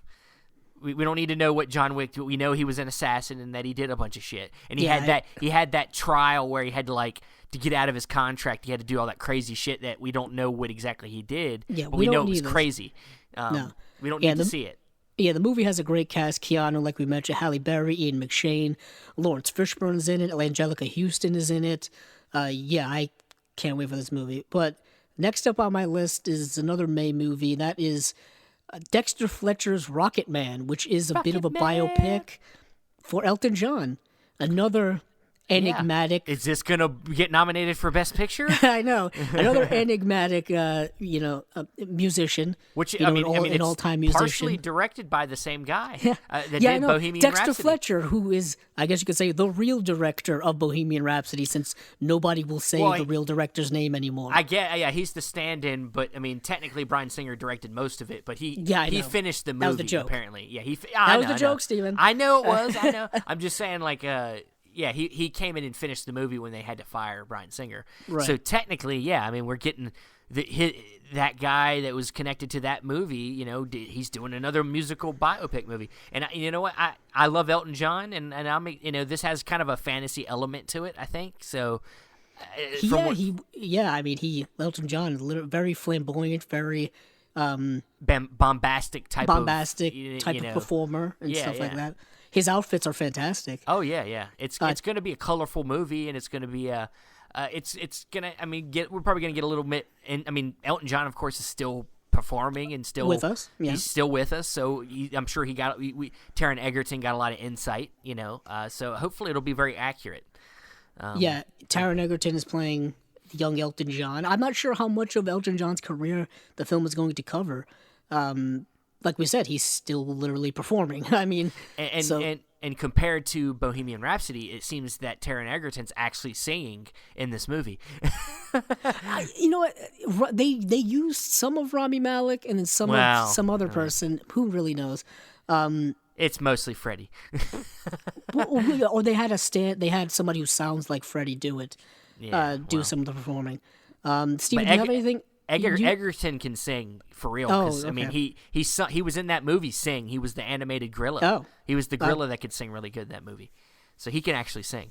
But do you have any other thing for May? Because I've got, May is packed when it comes to mainstream stuff. I got one May title here that's called it's from James Gray, the director James Gray. I was actually just going to mention that. Okay, Ad Astra, which is directed by James Gray, and it stars Brad Pitt, Tommy Lee Jones, Donald Sutherland. It comes out May 24th, and it looks like a hard sci-fi film where you got Brad Pitt's character, who is the son of Donald Sutherland's character, who gets lost out in deep space, and he has to go and find him. Brad Pitt has to go out and find him, basically. And apparently there's a mystery and something that could, destroy the planet, something that could doom the planet, which is a storyline I feel like I've heard 1,000 times. But it's got Brad Pitt in, it's got good actors in it. I have to see it, of course. Yeah, James Gray is a director who directed The Lost City of Z, which is a really good underrated film. It's underrated, yeah.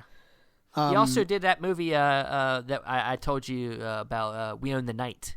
Yes. Yeah, yes, he did. He's an underrated director. I don't think all his movies work, but I mean he's definitely not a bad director. I like some of his stuff. Yeah. All right, back over to mainstream land, because there's about there's two left in May that are big headliners. The first one here is something that's already getting a bit of a kickback, bit of a little resistance towards, and that is, shocker here, another Disney live adaptation, and that is Aladdin, directed by none other than Guy Ritchie. Never thought I'd see this. Show you the world, shining shimmer. Okay, sorry. The rest of the show will be sung. I will be by Steven. This. Yeah, I got you. The movie stars Will Smith, Naomi Scott, Nassim Pedrad, Mina Masood. This is, like I said, it's Aladdin. We all know Aladdin, but it's now live action. Yeah, it's Will Smith is the genie. It's almost doomed before it starts because of the genie aspect. You're already going to get a lot of hate because it's not Robin Williams. Right. And unfortunately, Robin Williams is not with us anymore. I'm sure if he was still alive, he probably would have reprised his role. Or at least have given his a vocal performance, yeah. Or even saying, yeah, do whatever. I mean, a lot of curiosities with this movie. Guy Ritchie is one of the more unique directors with his style. And I'm like, how does Guy Ritchie's unique style and Disney's more formulaic style match up with one another? I guess we're about to see. Yeah, I don't know. I mean, he obviously Guy Ritchie's played in the mainstream. I mean, he's done Sherlock Holmes movies for Warner Brothers, and he knows how to work with a studio. But yeah, his style of directing, where he uses a lot of the slowdowns and ramp ups, and I wonder if that's going to be part of the movie. Yeah, he likes to his early work, Lock, Stock, and Two Smoking Barrels, Snatch, Revolver. Very rated R movies, yeah. Yeah, I mean those were British rock and roller. Rock and roll. He was in British gangster film land. You know what I mean? I mean, if you know Matthew Vaughn, they both kind of come from the same school, right? Matthew Vaughn produced a lot of his movies. He did. Matthew Vaughn is similar style to him, and he's kind of slipped to the mainstream pretty well. Yeah. But I'm actually I think Man from U.N.C.L.E. is fantastic. very underrated. It is underrated, yeah. I actually, this is me going way out of the box here. Whoa, what are you doing? Really liked his King Arthur film he did 2 years ago or so. I couldn't get through it, man. I loved it. Loved is a strong word. Yeah, that's pretty but strong. I liked a lot of it. I loved how weird it was. That movie was banana weird. I could not get through it. Like dropping acid weird sometimes. And that movie starred Charlie Hunnam, right? Yeah. Who they're really trying to make him be an action star, and he's struggling. He's struggling. Yeah. Pacific Rim and now that movie. He's got that. He's got the look. He's got the body for it. He's just not necessarily the best actor. He just doesn't have the roles yet that are really, fitting him I would well. say Lost City of Z was his best role. Yeah. Lost City of Z actually coincidentally was his best role and probably his least seen film. Yeah. Coincidentally. Yeah. But moving on from Aladdin, we have one of my most anticipated movies of the year, and that is Godzilla, King of the Monsters. Whoa, yes. This movie's coming out May 31st, which is at the very end of the month, and what a monstrous way to end the month. Oh, pun Jesus. intended. This film is directed by Michael Dougherty, who has done Trick or Treat and Krampus. Love it. And this stars Vera Farmiga, Millie Bobby Brown, Kyle Chandler, Sally Hawkins, Ken Watanabe. And this is the sequel or follow-up to Godzilla, directed by... The next movie in the, I guess, monster universe, whatever they're calling it. But it's more of a sequel to Gareth Edwards' Godzilla from a few years ago than it is, Kong Skull Island. Yeah. Because he's going to play, Kong, we don't know if Kong's going to show up in this movie or not. Maybe an after credit, Yeah, post-credits. But this is definitely like all the big Godzilla villains all in one movie. We're talking Rodan, Mothra, King Ghidorah. This is going to be the throwdown of the ages. Yeah. And if you didn't think there was enough action in the first Godzilla movie, this seems to be like triple downing on it. So yeah, and I'm someone who's a bit of a defender of that first movie. I think I like it. Yeah. I think the Godzilla parts of that movie are amazing. Yeah, they are. Godzilla's never been this big before or monstrous, and until Shin Godzilla came out and it was like too big. Yeah, exactly. And then and what is interesting is that this movie doesn't have typically the same human cast that the first film had. And that was one of the more negative aspects of the first film, is that the human story that we were following wasn't really that interesting. Well, look, I like Aaron Taylor Johnson. Me too. I like Elizabeth Olsen, but it didn't work. And then you kill off Bryan Cranston. Whoa, spoiler alert. Oh, come on, the movie's like 5 years old. Okay, calm down. Bryan Cranston dies in the first 20 minutes of the movie or something. Yeah, like, the big what thing the with hell that were is they thinking? They literally sold that movie on Bryan Cranston's he fame. just came off of Breaking Bad. Coming off of Breaking Bad, yeah. Yeah, and then you put him in the movie and we're like, oh, cool, Bryan Cranston's like a scientist in this movie. And then he dies. What the hell were you thinking? But you do have Ken Watanabe. He's always good, and he's coming back. And Let them fight. Let them fight.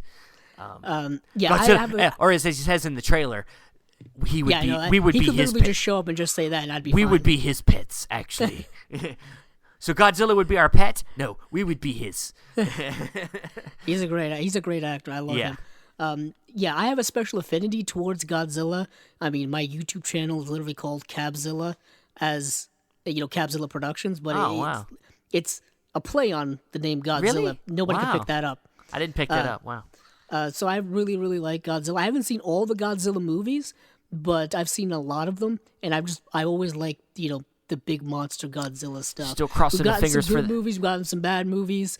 Still crossing the finger for that Criterion box set. Yeah, I know. Still waiting on a good, nice Blu-ray box set of a lot of the old movies. The original film, I think, is still fantastic. Gojira. Watch it now. It still holds up. But I really liked Gareth Edwards' 2014 film, I believe. Yeah, and I'm looking forward to this one.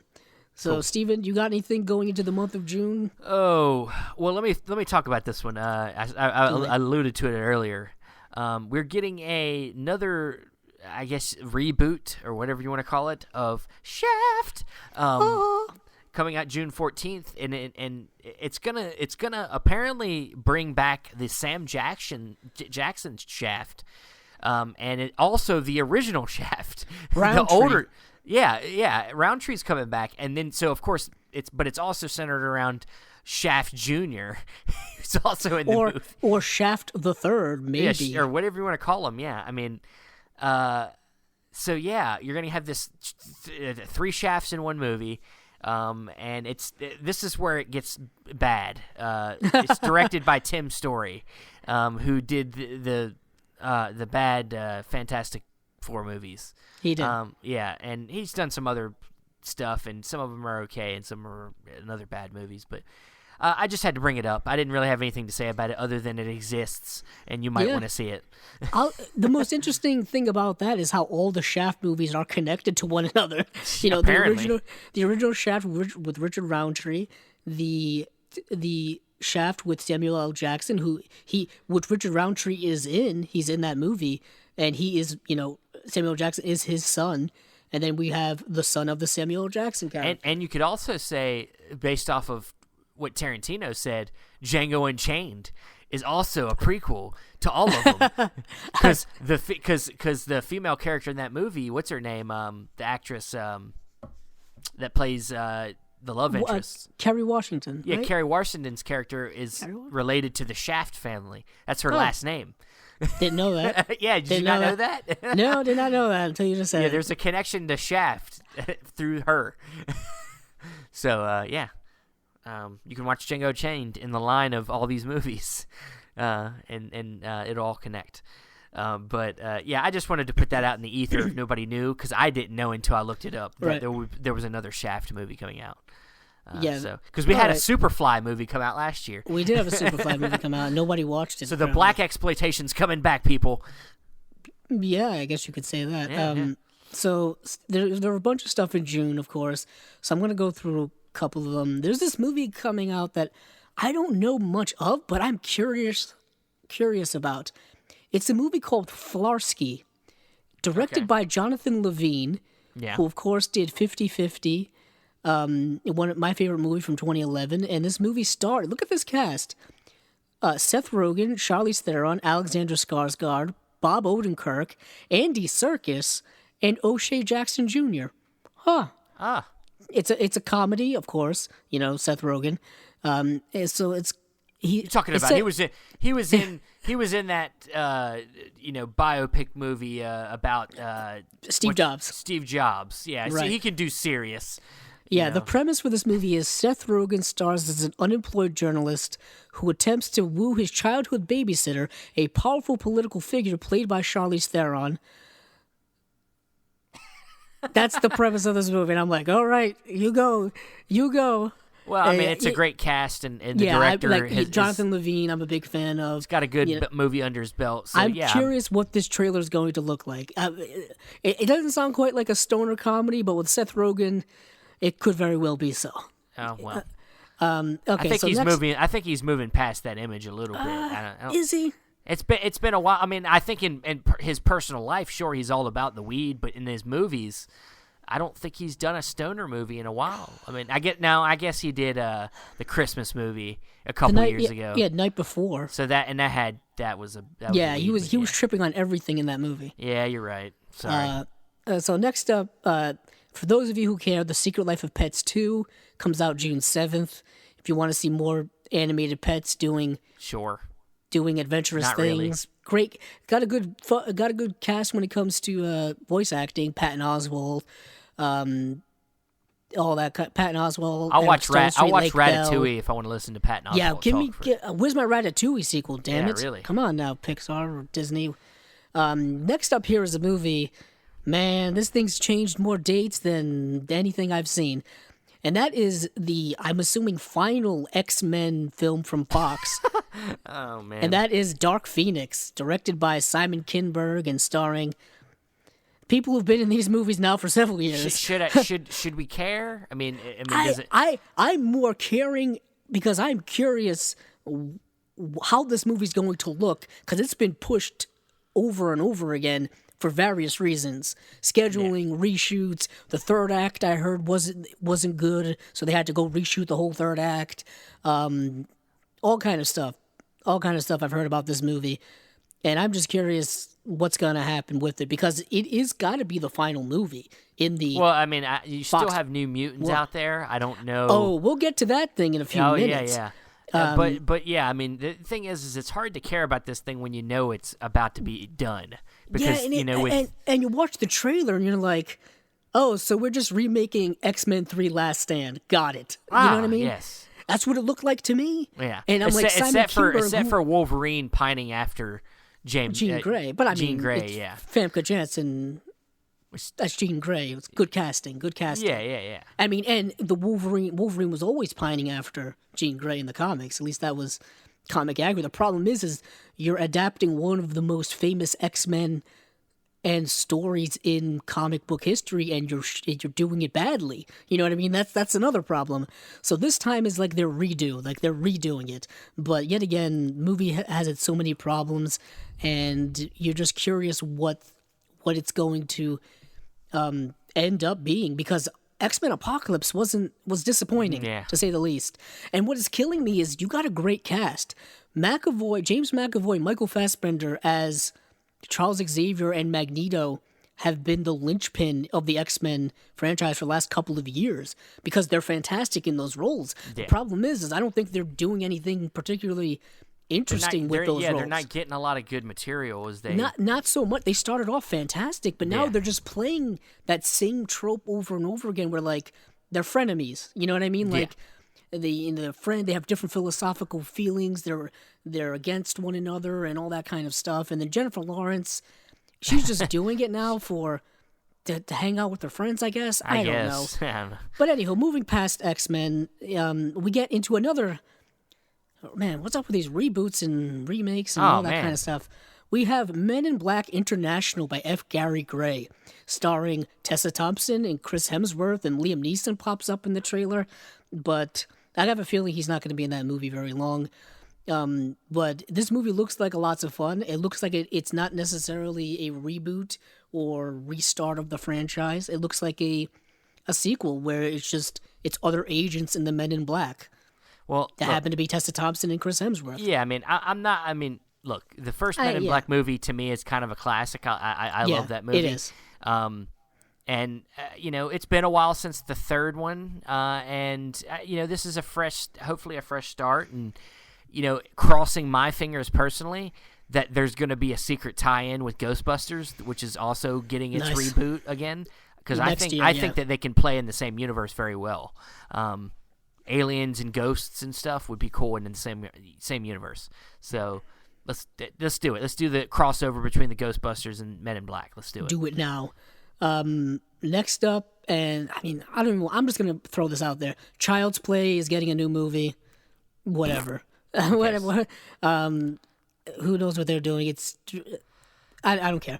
I'm just mentioning it because there's gonna be people out there. There's gonna be people out there who care, and I really don't care for it. But because I want to get to the next movie, and the next movie is something that I think Steven's gonna be very excited for. That is Toy Story 4. I do like Toy Story movies. He does. Now, I don't think we need this one, but you know what? I love Toy Story, and I'll revisit these characters if they bring them to me, and hopefully they don't fuck it up. That's all I gotta say. Don't besmirch the legacy of Toy Story. The legacy of these three great movies. That's probably one of the best trilogies of all time. I'm always curious, but did I need the movie? No, but once again, I'll see it. I mean, it's Toy Story.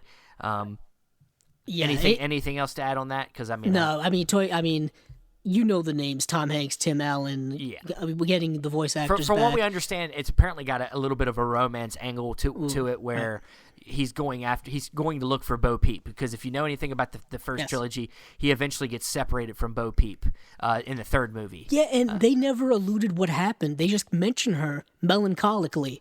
Yeah. And we don't know what happened to her. Maybe I guess she got taken away in a yard sale, maybe, or perhaps something like that. They got separated. So yeah, right. And all we've gotten from that movie so far is like a super teaser trailer. We've gotten nothing really concrete that added about some it. new characters. We had Key and Peele has some characters, which they're always awesome. But I got a good one for you here. Do me. Okay, that was a little bit. It's suggestive. It's a suggestive. little suggestive. I can't.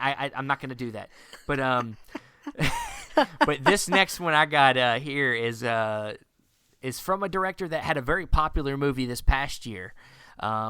He did a movie called Hereditary, and his name is Ari Aster is the director's name, and he's got a new movie coming out called Midsommar. It's not Midsummer, it's Midsommar, and it's another horror film, and it stars Will Poulter. It's got I'm trying to remember his name. It's got his Jake. Is it Jake Rayner? Oh, Jack Rayner? Yeah. Is that his name, Jake? Yeah, I think it's Jack Rayner. Jack Rayner, that's it. He's in it. There's some other people, but it says a young woman reluctantly joins her boyfriend on a summer trip where things get quickly out of control. So so it's another horror movie. Looks like kind of a road movie maybe, but it's from the director of Hereditary, which was kind of a hit. Kind of I liked it. A lot of people like that movie. So yeah, he's got something else coming out. I'm in. Yeah, it is Jack Rayner. Yeah. Will Poulter is a really good young actor. Yeah. He was frightening in the movie Detroit, Catherine Bigelow's film. So he's going to fit right into a horror movie pretty darn well. He almost played Pennywise. Yeah. Yes, he was cast at one point to play Pennywise. Before that movie changed directors and whatnot. Terry Fukunaga was going to direct it. Yes. Yeah. Okay, so coming up here, I just got to mention this because I think this title is hilarious. We don't have to talk about this movie at all. That is the sequel to 47 Meters Down. And what? The movie's called 47 Meters Down, Uncaged.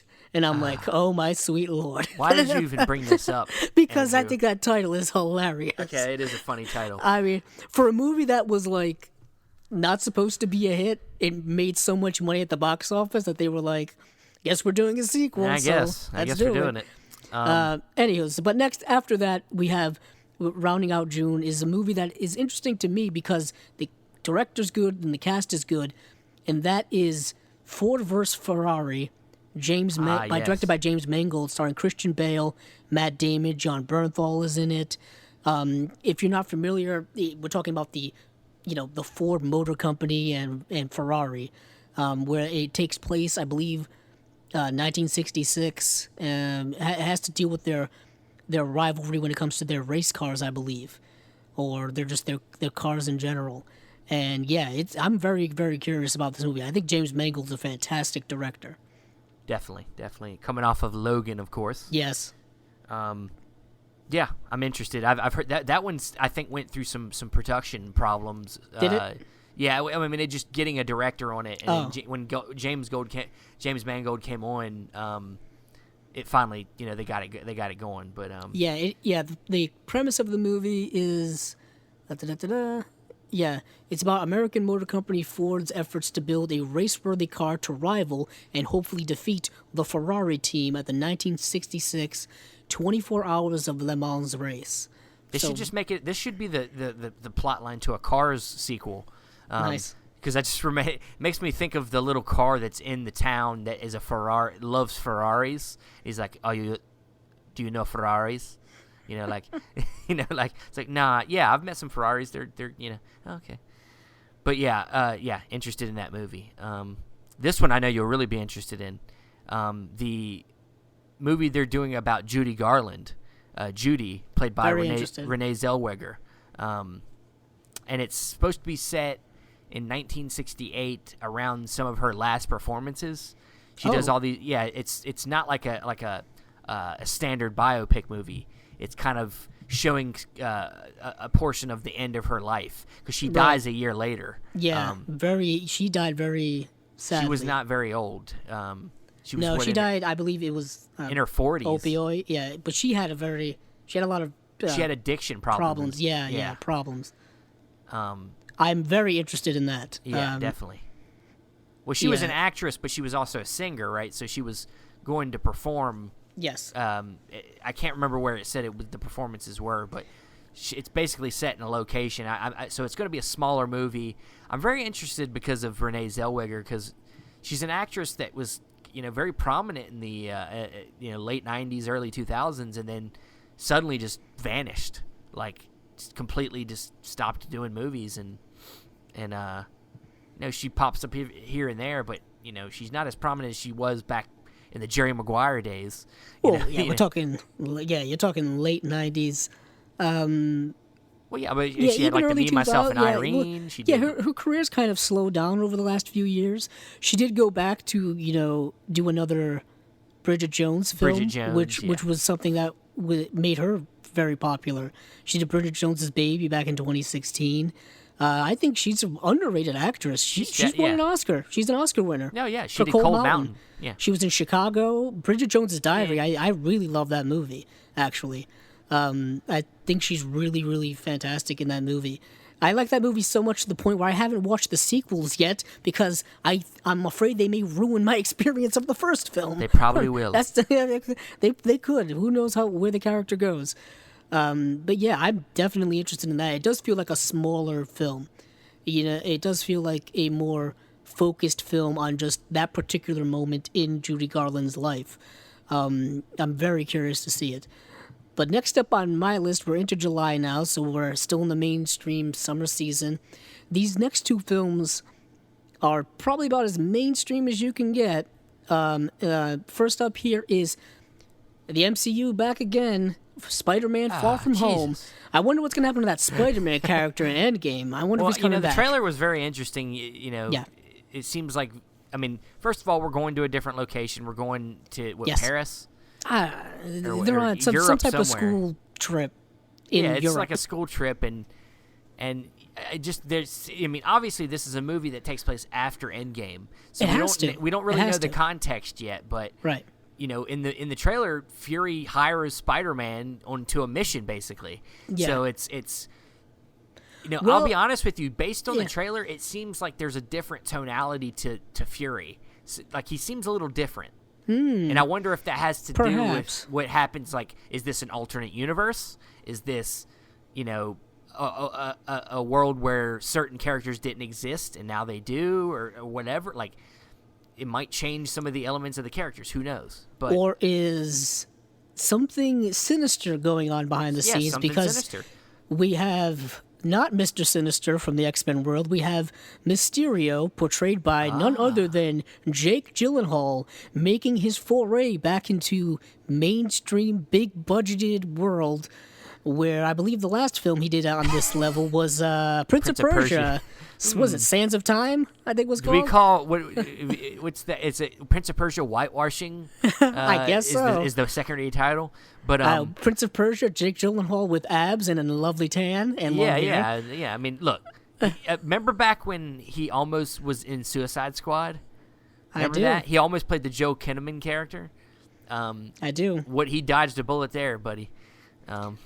He's been very hesitant to get back into any big budget. I'm pretty sure he has had opportunities to get back into big budgeted mainstream stuff, but he's been very comfortable in the indie realm over the last several years. The thing with Suicide Squad is, I think, obviously because he has a connection with David Ayer, with doing End of Watch and stuff like. He almost did that movie, but.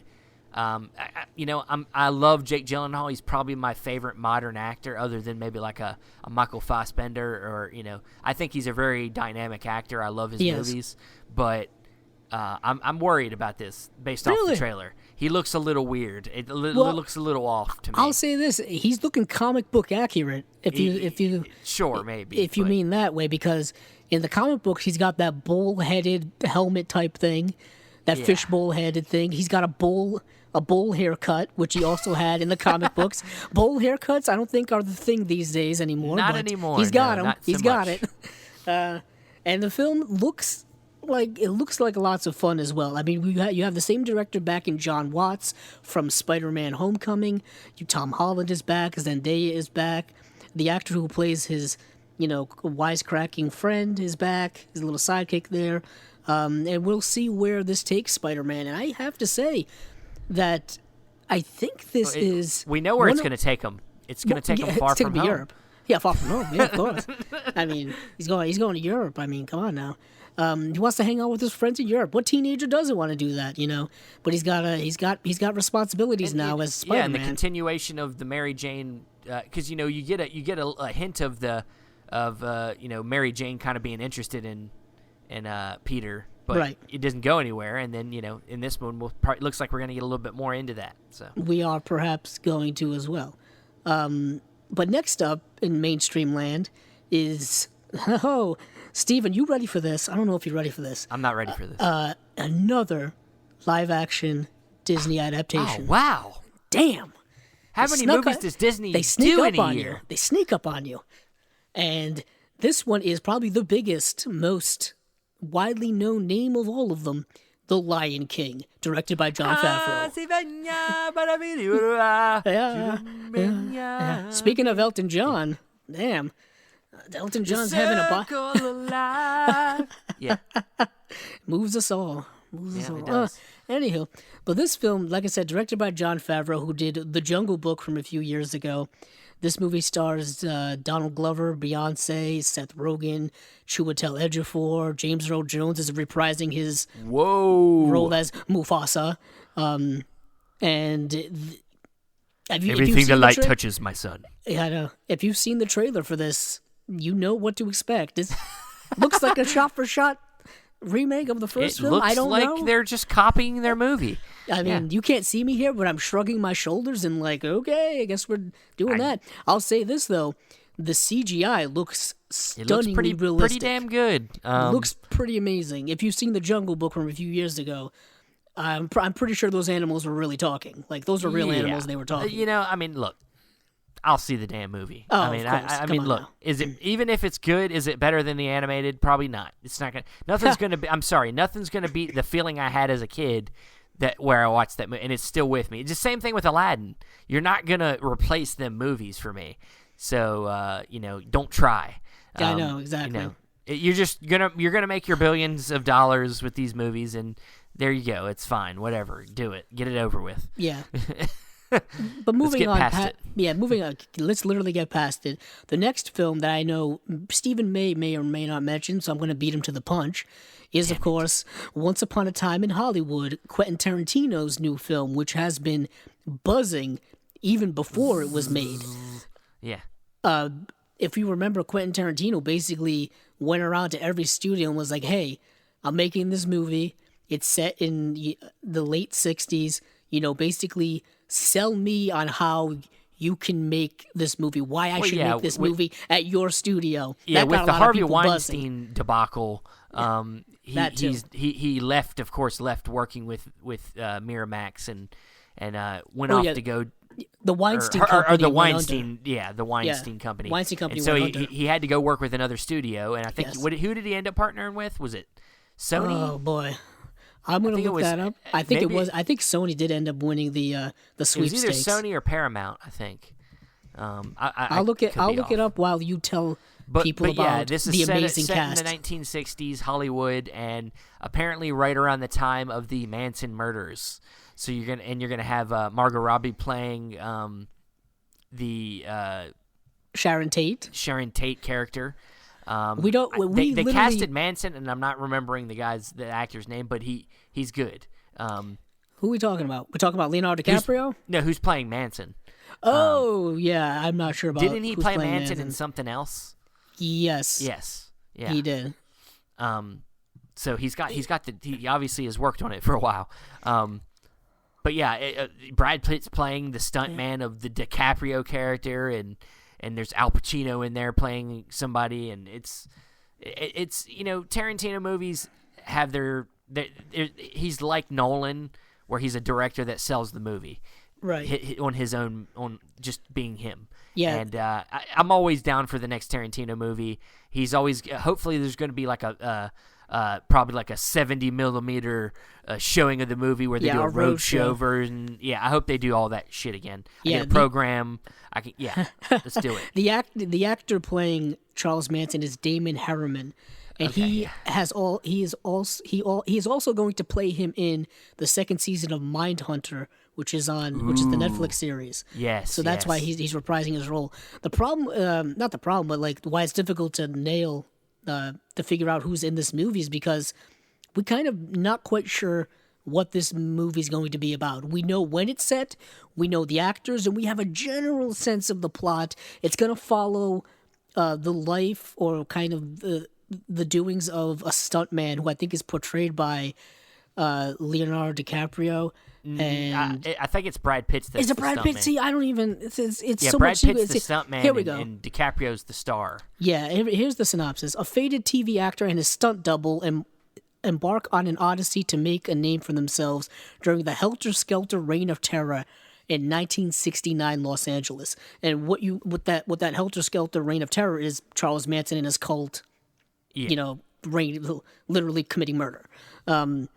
And like we said, Margot Robbie's playing Sharon Tate. We're not sure how long she's going to be in the film, what type of things she's going to be doing in the movie. Are they going to have the Charles Manson murders? Are they not going to have it? Is Tarantino going to switch things up like he likes to do in history and do whatever he wants? There's also the Roman Polanski aspect. Sharon Tate, if you're not familiar, was married to Roman Polanski, when she was viciously murdered. Is he going to be in the movie? Well, yeah, the character he's in the movie. Is he? Yeah, someone's going to play him as a character. Somebody's playing him. Yes. Yeah. And Al Pacino's in the movie. Dakota Fanning is in the movie. Scoot McNairy is in the movie. Kurt Russell's in the movie. Huge Emil cast. Hirsch, Tim Roth. James Marsden, Damian Lewis. Sam this Jackson's movie's gonna in have there a somewhere. cast. Sam You know what I Jackson's mean? in there somewhere. Sam Jackson's gonna show up, I guess. He's either in the movie or he's gonna narrate something. Oh yeah, yeah. I didn't even think of that. Because he did it in Inglourious Basterds, didn't he? Yeah. Yes, He narrated everybody's a looking chapter. forward to it. Because it's Tarantino and because it's covering that specific time in California and in American cultural history. And what is he going to do with that material? Is he gonna do what he did with Inglourious Basterds and kind of change history? Is he gonna fantasy it a little bit? And in typical Tarantino style, he's never one to shy away from, I guess, anything. He's a very bold man, and he's actually setting the release date of the movie is coming out on like the anniversary. Yeah. The anniversary of the actual killings. They're doing it. It's not the best thing they could do for sensitivity's sake, but Sharon Tate's family is still around. I'm guessing they don't like this idea. I don't know. I still want to see it. Oh yeah, I'm still going to see it. I don't. Sorry. I want to see it. Yeah, But all right. yeah, but we need to start speed through in these. Oh We- yeah, we're honestly, spending a lot of time on these. I'm probably gonna skip August because the only thing that's there is New Mutants, and from what I hear, that may get moved again, and it may actually end up on Hulu Just getting because unreleased. nobody cares about it. I do have one real quick. We have a new movie from Ang Lee called The Gemini Man. Yeah, I did hear Mary about this. Elizabeth Winstead, Will Smith, Clive Owens, Benedict Wong. So yeah, anything. Another director, Ang Lee. Anything he does, I'm going to be into. Apparently, it's about an over-the-hill hitman facing off against a younger clone of himself. Oh, awesome. So that sounds awesome. Yeah, and I don't know. Has Ang Lee played in like the sci-fi realm? I don't know that I think he's done anything necessarily sci-fi. Life of Pi is a little bit. It's fantastical. It's fantastical. I wouldn't say it's sci-fi though. No. It's I'd have to look at dreamlike. his- So yeah, I don't think he's really delved into that realm yet. No. I'm definitely interested in Ang Lee. I'm a big fan of his. I wrote a whole paper in a class about Ang Lee at one point, so I did a deep dive into his work. Brokeback Mountain's great. Brokeback Mountain is great. Yeah. What's the one he did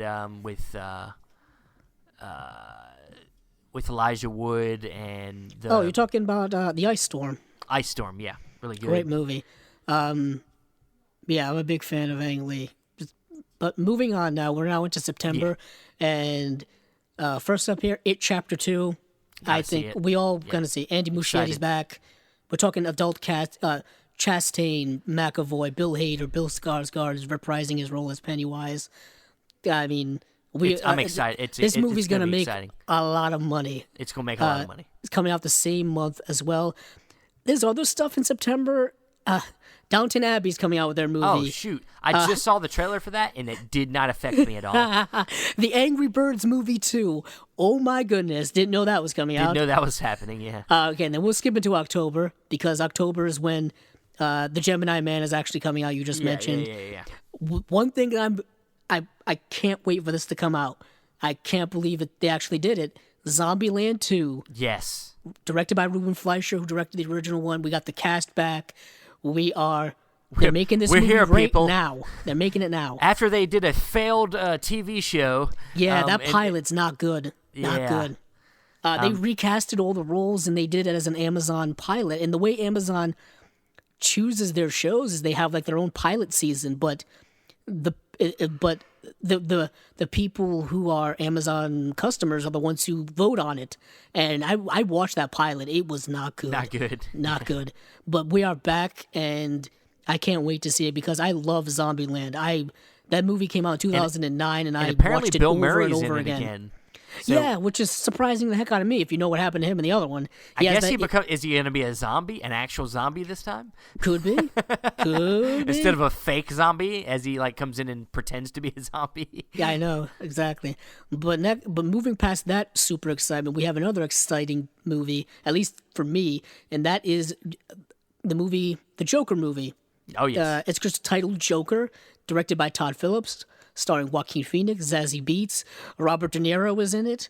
This is from the guy that did the Hangover movies. The guy that did the Hangover movies. And other like raunchy comedies from back in the day. Yes, this is the standalone Joker movie, the famous DC Comics character who's been portrayed by many people in both live action and animated form.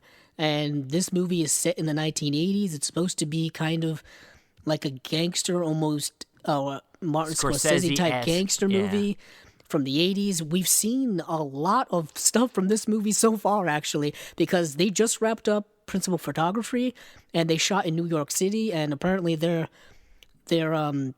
security on their set apparently was terrible because we just kept seeing set footage all the time. Yeah. Literally all the time. Well, I mean, it was just a lot of action stuff. Yeah, with the like Joker action stuff and Joaquin Phoenix walking down the street with the full makeup on and all that kind of stuff. I'll say this. I'm a big fan of Joaquin Phoenix, and if he wants to do crazy, this guy can do crazy. Oh, yeah. I mean, he kind of went a little nuts in real life, so, that happens. Let's see. All right, there's a couple other here, but I'm going to skip them and go to another film. This is the Tom Hanks starring Mr. Rogers film.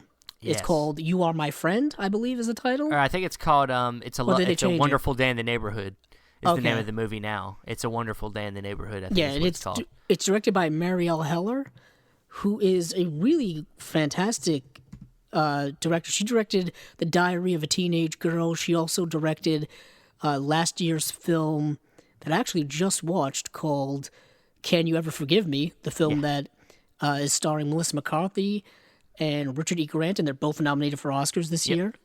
It's a really good movie. Could this be another Tom Hanks Oscar? Yeah, I know. And Tom Hanks is like the perfect choice casting. For this. Perfect casting. I mean, if Jimmy Stewart was still alive, he would have been even more perfect. Yeah, I know.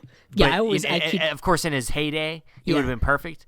But Tom Hanks. If you've seen the picture of him like sitting on the stair of his trailer, dressed up as Mr. Rogers, it looks fantastic. He's got the sweater vest. It's not even really his look. I mean, he kind of looks like him, but it's more just the demeanor. We know that he's got the haircut, he's got the glasses, he's got the clothes. I mean, and what's in Tom Hanks can pull that off. Yeah, no problem. I mean, we already think of Tom Hanks as like America's dad. Yeah, kind of thing. Exactly. That's. I mean, he's going to be perfect for the role. I mean, So yeah.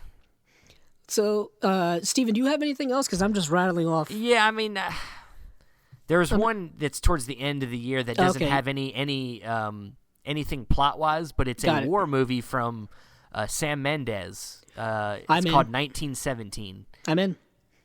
Yeah, so I mean, that's enough for me. I mean, yeah, it's enough for me. Sam Mendes, I'm in. It doesn't have any plot anything plot wise, so we don't know anything. But it's a World War I film, I would assume, from Sam Mendes. So yeah, look forward to that. All right. So November, we've got, for anyone interested, Charlie's Angels, directed by Elizabeth Banks. Hey! Wait, I know that there's some great people in the movie. Listen to the cast first. Come on now. But it's directed by Elizabeth Banks. That's the one thing that kind of bothers me. Yeah. I mean, she's. Anything's better than McG. Okay. I guess so. But what is interesting about that movie is I don't think it's really locked in when it comes to casting yet. I know Kristen Stewart is supposed to be in it. Naomi Scott, I think, is in it. And then Elizabeth Banks is in it. Elizabeth Banks is she's playing Bosley. Yeah. But there's apparently going to be 2 Bosleys. I've heard. You got to look at this IMDb page because this thing is an absolute mess. Oh my goodness. They've got all these actors' names. None of them have character names. And there is 1, 2, 3 people credited as Bosley. And sometimes IMDb is a little Looney Tunes. Well, no, but I actually heard that there was going to be multiple Bosleys. Yeah, I've heard that. They have Patrick Stewart credited as Bosley. They have Jimon Hounsou also credited as Bosley, and of course Elizabeth Banks. Yeah. I also heard Lupita Nyong'o maybe in the movie, but I'm not sure about that. Peter Skarsgård maybe. Yeah, this IMDb page is a waste of time. Yeah. This IMDb page is a real waste of time. But it's Charlie's Angels. But it's Charlie's Angels. I'm whatever. interested in it. If you remember those movies from the early 2000s, like directed by McG, starring it was Lucy Liu, Cameron Diaz, and Drew Barrymore, right? Yes. But anywho, moving past that, we've got. Yeah. Steven, I'm a glutton for punishment. I know what you're about to talk about. I'm a glutton for punishment, Steven. I keep going back to some. I know what you're gonna say. It's the Terminator. Yeah. I don't think this movie has a title yet. It's just called Untitled Terminator Movie. Yeah, and it's directed by Tim Miller. It's who did Deadpool? Did the first Deadpool? Yeah, he did the first Deadpool. It's produced, I believe, by James Cameron, but who really knows what that's worth these days? Yeah. He supported the last Terminator movie. Yeah, I know. He came out a week before. It's like, yeah, this movie's great, and then everybody went and saw it. Really like, no, it's not, James. It's really no, the it's first not. legit sequel after the second movie that I could really say works good. And I'm like, okay. All right, James. All right. But you this really movie, support Genesis? Yeah, I know. Whatever it's called. Genesis. But this movie is starring Arnold Schwarzenegger, I believe, is coming back. Linda Hamilton's coming back. Gabriel Luna's in the film. Mackenzie Davis. And it's it's doing what a lot of these movies are doing, where they're negating the sequels that they don't like, which is everything after the second one. Yeah, it would be 3, Rise of the Machines, Terminator 3, Rise of the Machines, Terminator Salvation, and then Terminator Genesis, and obviously also Terminator the Sarah Connor Chronicles as well, I assume. But I'm going to see it because I'm a glutton for punishment. I love the Terminator. I love the Terminator concept, and I just think that they're trying way too hard. That we could literally do a whole episode about the Terminator franchise and its ups and downs and ins and outs. The thing is the Terminator character. We talked about, if you talk about the first movie, it's basically a slasher movie. These movies are slasher movies. You're overcomplicating it. Like there's obviously some social commentary there. Well, there's a sci-fi element too. I mean, robots and the technology element and stuff.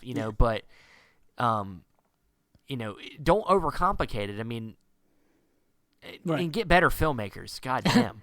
I guess so. Stop getting Mick G. Don't get Mick G to do your next Terminator. I mean, like, damn.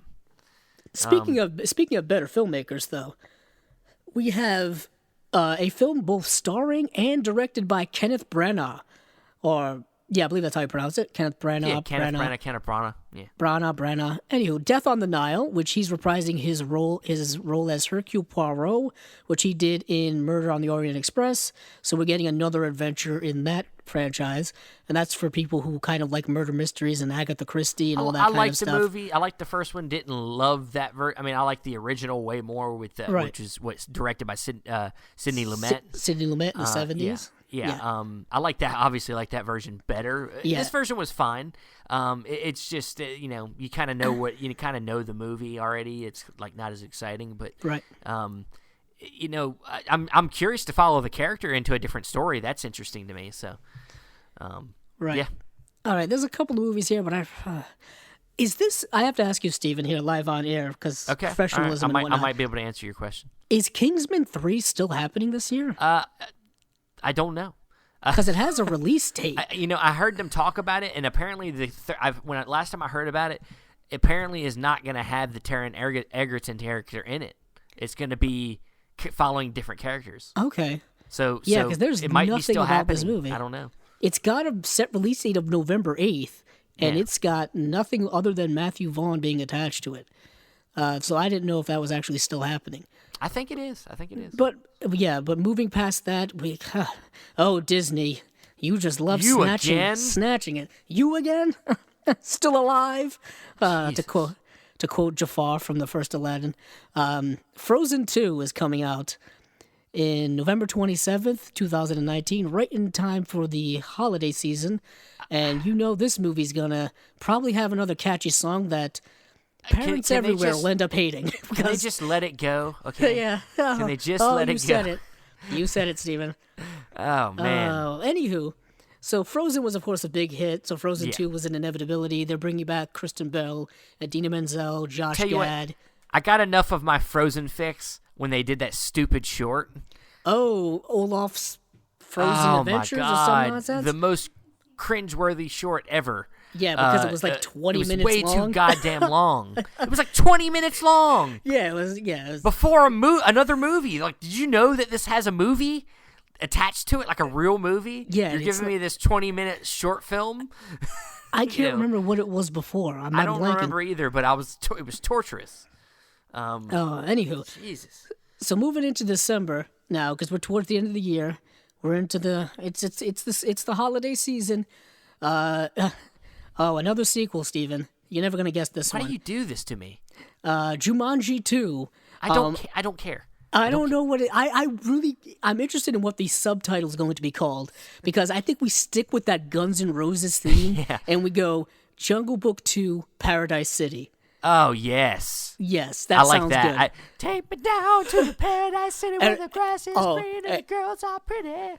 Yes, you know they're gonna use that in the trailer and the commercials and all that kind of stuff. If they used Welcome to the Jungle, they'll use Paradise City. Yes. If they indeed title it that. I like the idea of each Jumanji sequel being the title of a Guns N' Roses song. Oh, I can't wait. So that means, as long as they don't do "Knocking on Heaven's Door," which is a remake, of course, because I hate that version of that song. Really? I never heard you express. Oh, Steven, why don't you just stab me in the heart? It's terrible. Damn. It's terrible. Damn. But the reboot or whatever you want to call it, it was fine. It's Sequel? not the same movie as the original. No, Christ, no. It's a totally different movie. Not even but close. Yeah. It's fine. It's made way more money than I think anybody was expecting. Sony has a hit on their hands. Oh yeah, definitely. And it's one of The Rock's more lucrative films, because some of his other movies don't do as well at the box office as you would think they would. Like Skyscraper and Rampage weren't that big of hits last year. And The Rock, man, that guy pumps out a new movie or a new thing. The dude's doing a new movie every day. Every couple months. Yeah. Every day. It's crazy. He's doing like... He's got that one wrestling movie coming out soon too. Oh, yeah, but that's more like a cameo, but sure, still. but he's in the movie. He's in it. Like it's his he produced the movie. He's got this new not game show, but like this show with like people having to run obstacle courses and stuff called like Titan Games, and I'm like, when did you have time to film this? And then he's got Ballers. He already has Ballers. He's got Ballers. He's got that show I was talking about, and then he's got a bunch of movies like every couple of months. A movie we didn't mention because I didn't see it in my rundown. He's got the Fast and Furious spinoff is coming out and then this he's year. got Hobbs and Shaw. Hobbs and Shaw. And I'm like, damn, this guy never takes a break. How does he have a family? How do they ever see him? I have no idea. He must work every single day. I can't wait for the third Jumanji movie, which is called Jumanji: Sweet Child of Mine. Oh, okay. I can't wait either. Jumanji Rocket Queen, or should we just get to the last finale one? Yeah, Jumanji November Rain. The movie just goes should we get to the on last forever. finale movie to talk about the one last really big one? Yeah. There's one here, but I don't think this movie is even going to come out this year, so we're just going to skip it. Let's just get to the grand granddaddy finale movie. The sweet daddy, December 20th, right before Christmas, right before the end of the year, is the still untitled Star Wars Episode 9. Yes. The final film in this new trilogy that we have. It's the 9th film in the episodic Star Wars franchise. The Skywalker Saga. Skywalker Saga, as they now call it, which makes a lot of sense because it's the Skywalkers lineage messing shit up. You know, they're involved in every big time galactic event apparently. Yeah, apparently in this Star Wars. I mean, we don't know much about it yet, other than of course cast. We don't even have a trailer. Back. We don't even have a trailer. We don't have a title. I think we're gonna get both of them things very soon. I think within the next few weeks, is my prediction, because if the Super Bowl comes up soon, a lot of times the Super Bowl has big trailers. Apparently, there's not gonna be a trailer of the Star Wars at the Super Bowl. Apparently, but. Right. Who's to think it won't still drop on YouTube during the Super Bowl? Oh, it could very well. If it doesn't drop during the Super Bowl, my guess is Star Wars Celebration, which is this April. Where everybody, it's basically Star Wars Comic-Con. Basically, that's what it is. Everything is Star Wars. So if it doesn't drop before then, or if we get a teaser now, soon we'll get a full trailer then, or whatever. Yeah. And if you don't know, me and Andrew are defenders of The Last Jedi. We both enjoy the movie. Yeah, I think that movie's fantastic. Yeah, that's what I said. Oh shit! We forgot a movie. Rian Johnson's movie. Oh, we did. Speaking Knives of Out. which, Knives Out, which is his murder mystery film, which has a great cast in it, and that comes out. It's in November, right? Is it November? So yeah, we didn't skip too far past it. And yet again, another movie that doesn't have a trailer. Rian Johnson, plot unknown. Well, I know. Yeah, I mean, it's obviously an action movie. I'm pretty sure it's an action movie. But literally, on IMDb, it says plot unknown, described as a modern murder mystery in a classic whodunit style. Okay. IMDb, All so right, clever. Right. Yeah, Chris Evans is in it. Daniel Craig, Jamie Lee Curtis, Toni Collette, Michael Shannon, Lakeith Stanfield, Christopher Plummer.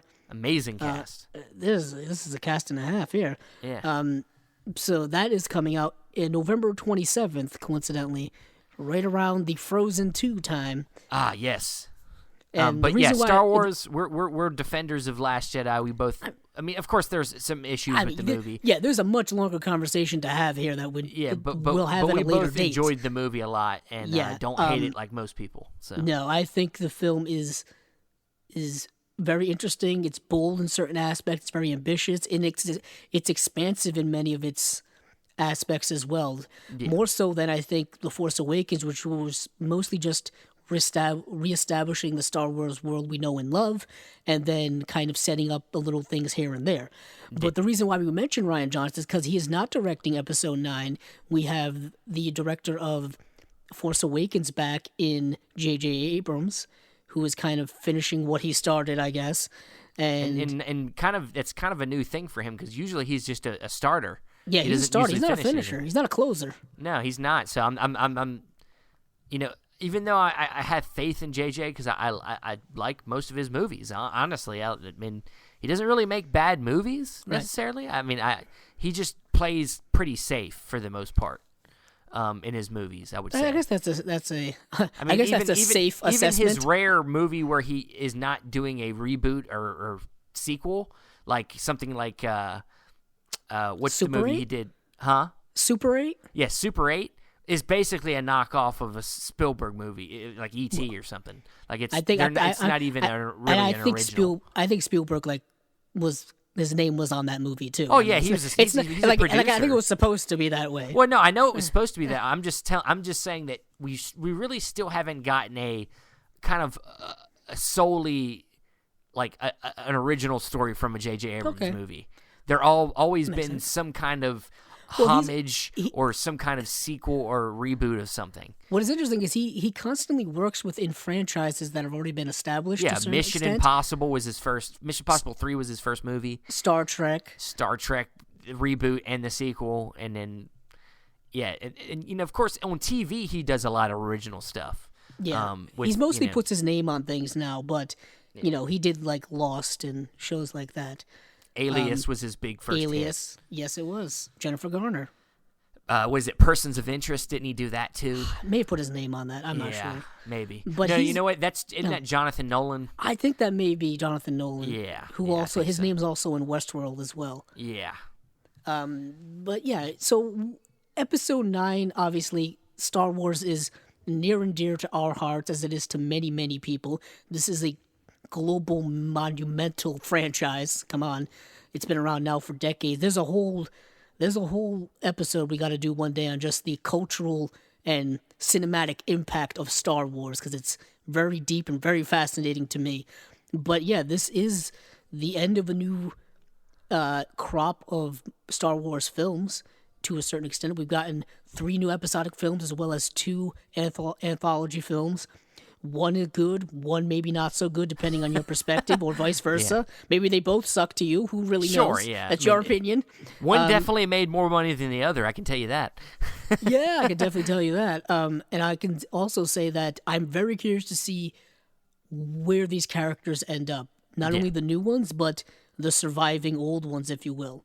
I mean, they're kind of all gone. But it's interesting to see what's going to happen with Oscar Isaac and Rey, Kylo, Finn, and all those characters, and see where their journey ends up, and to see where Star Wars is going to go after this. Are we going to get an episode 10 eventually or not?